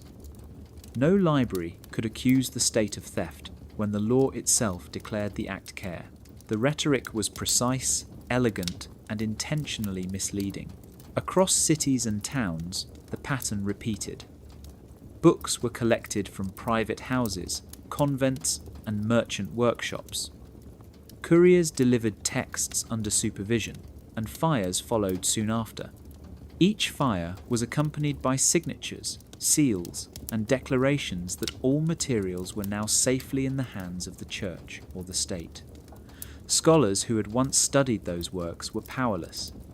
Legal language made protest almost impossible because the destruction was framed as obedience, as protection, as public service. The law had become a shield for erasure, a way to transform criminality into civic virtue. By 1530, the practice was routine. Communities learned to accept the spectacle, to understand that the burning of knowledge was officially sanctioned and morally justified. Students saw pages go up in smoke and were told it was for the common good, that the fire was a guardian of truth rather than its executioner. Libraries that had once been centres of learning became memorials to absence, and the ledger, the official record, was the only witness. Char and custody had become synonymous, and the language of law had quietly rewritten the meaning of loss. Through careful phrasing, legal formality, and bureaucratic precision, fire was transformed from destroyer into custodian, and knowledge disappeared while its disappearance was declared righteous. In the year 1547, as bonfires licked the edges of marketplaces and churchyards, a small but determined group of scribes found ways to make words survive where flames ruled. Ordinary ink would vanish, charred to nothing, but pigments made from crushed minerals, soot, and even crushed flower petals offered resistance. These inks were not just colours, they were shields, disguises, almost magical in their persistence. A prayer written in indigo might appear as a smudge to a passing censor, while a note in vermilion could reveal a hidden instruction to a careful reader. Monks and nuns, apothecaries and wandering scholars discovered that the right pigment could carry meaning through smoke, through heat, through official orders that demanded erasure. But it was not only pigments that saved knowledge. Codes and ciphered prayers transformed ordinary pages into secret vessels. Letters shifted, symbols rotated, numbers replaced nouns. A blessing that appeared simple on the surface might conceal a map, a formula, or a forbidden idea. Children of the church could recite the words aloud without understanding, yet a sympathetic scholar could read between the lines and uncover what was meant to vanish. These codes became a lifeline, a way to whisper ideas across decades, to send fragments of learning through networks of quiet dissidents. Every page was a small rebellion, a defiance of the flames, a refusal to let knowledge die quietly. The techniques were varied and clever. Some scribes used invisible ink made from citrus juice or vinegar that only appeared when the paper was heated slightly, enough to reveal meaning without alerting a casual observer. Others layered text in palimpsests, scraping and rewriting, hiding one message beneath another, a secret under the surface. There were those who embedded notes within prayers, turning the repetition of words into a code that only a trained mind could decode. The church might destroy the visible page, yet what was hidden in pigments and symbols endured, carried forward in secrecy. Scholars learned to recognize the signs, to preserve what could not be openly defended, to protect understanding in the margins and between lines. Travelling scholars became couriers of these hidden texts. They moved manuscripts from one monastery to another, from one merchant town to another, under the guise of devotion or trade. Fires could consume the surface, yet the pigment and code survived.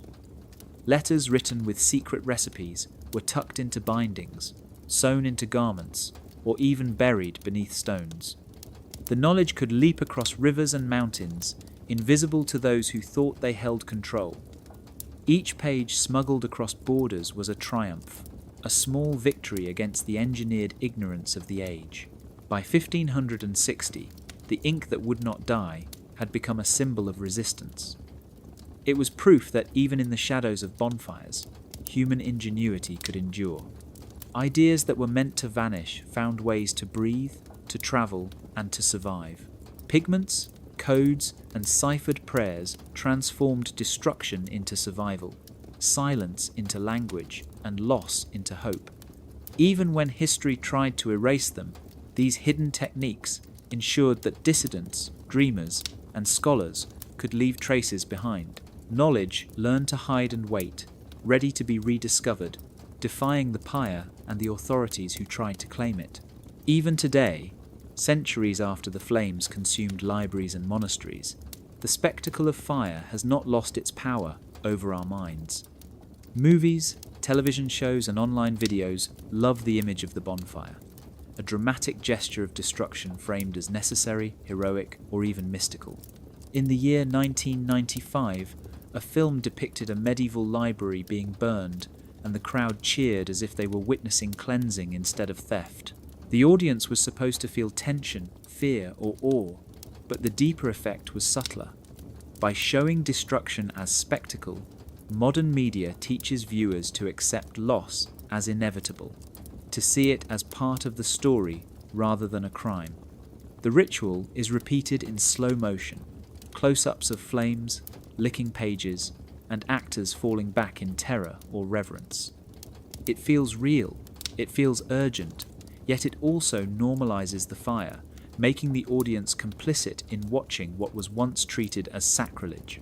Documentaries can do the same thing, framing history through cinematic choices that emphasize the drama of burning texts. Interviews with historians, layered with ominous music, show stacks of books going up in smoke. The narration warns of heresy, of lost knowledge, yet the images themselves create a strange fascination. By pairing tragedy with spectacle, the audience experiences awe instead of outrage. We watch the destruction of knowledge and subconsciously learn that fire is a dramatic punctuation rather than a deliberate erasure. This is a kind of repetition of the past.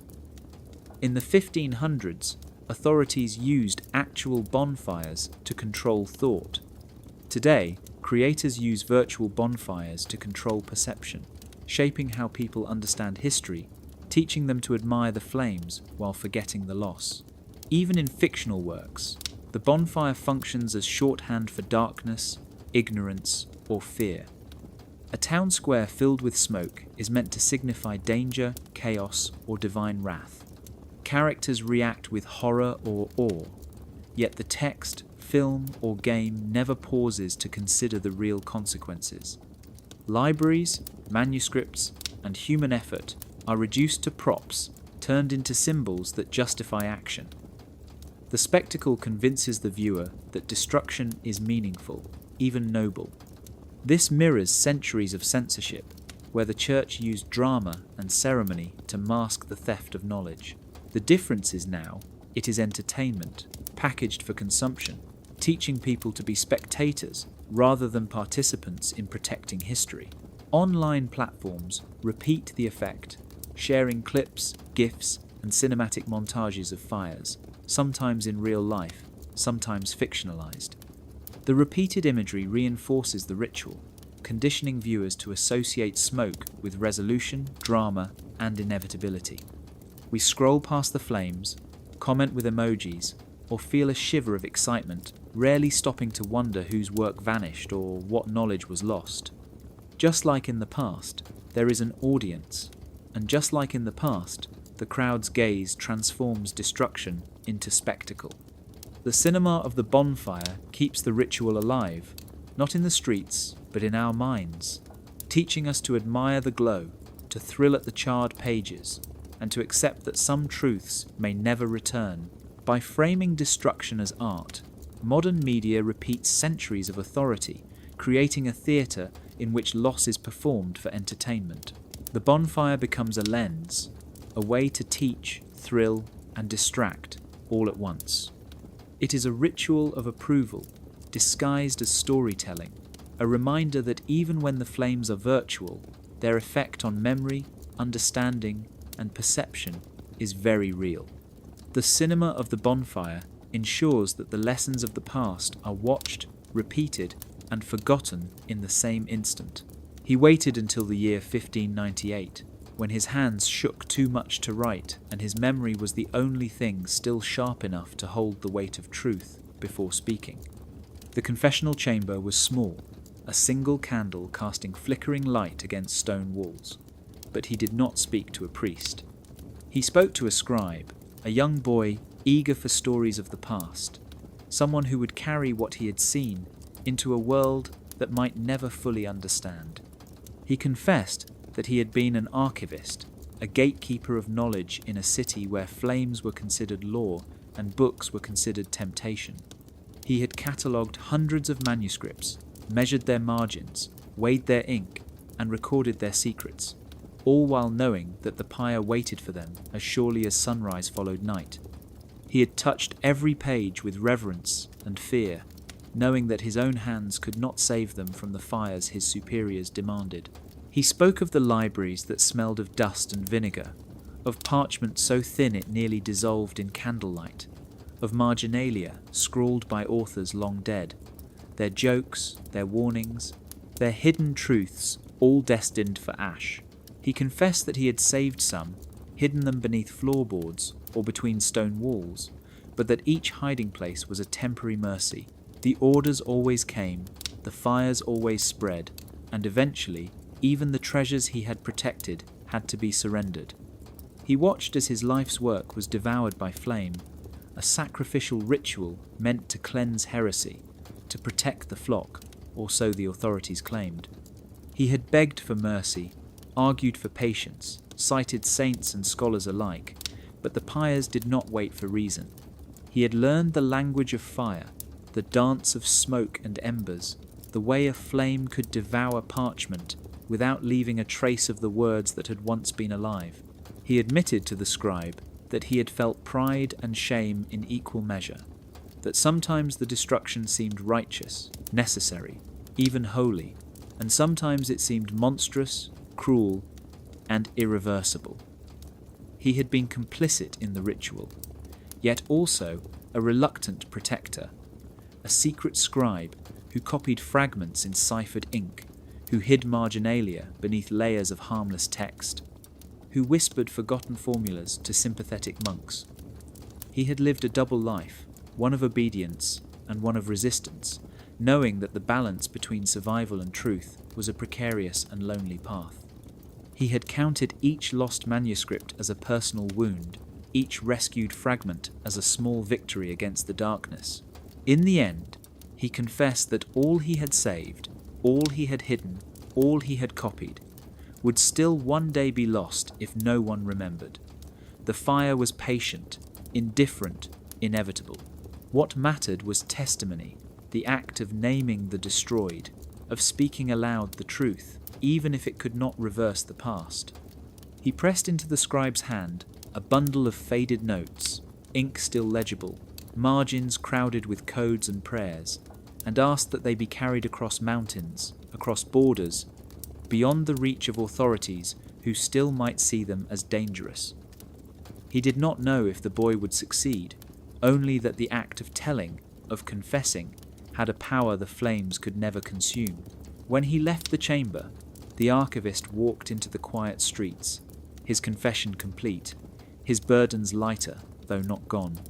He had surrendered manuscripts to fire, yet he had delivered their memory to a new generation, a living ledger of what had been, what had burned, and what might still be whispered. The archivist had finally spoken, and in speaking, he had granted the world a gift that no pyre could claim.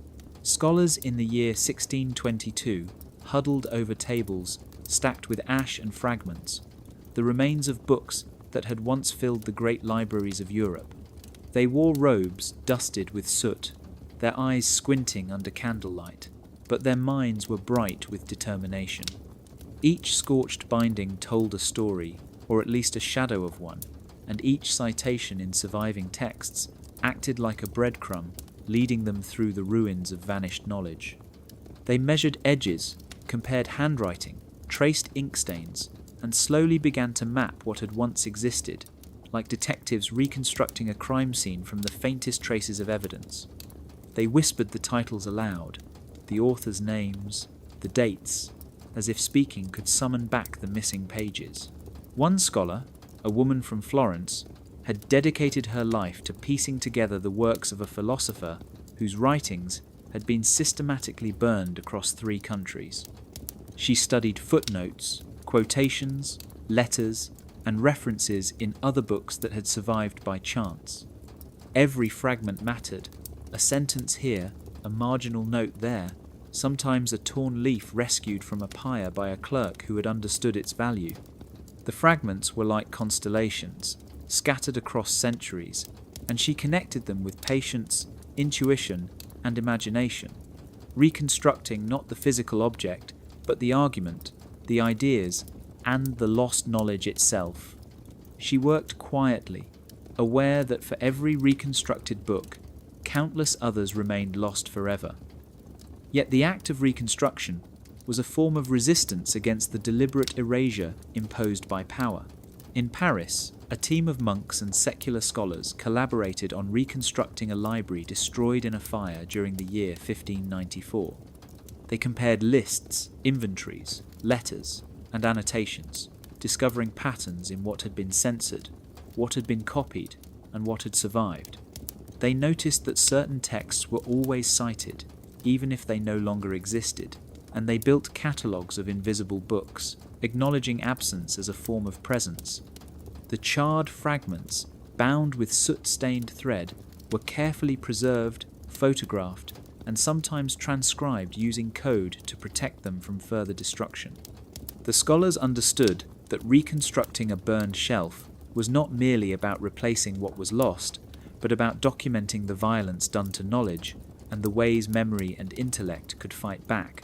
Across Europe, a network of archivists communicated by letters, exchanging images of scorched fragments and fragments of correspondence.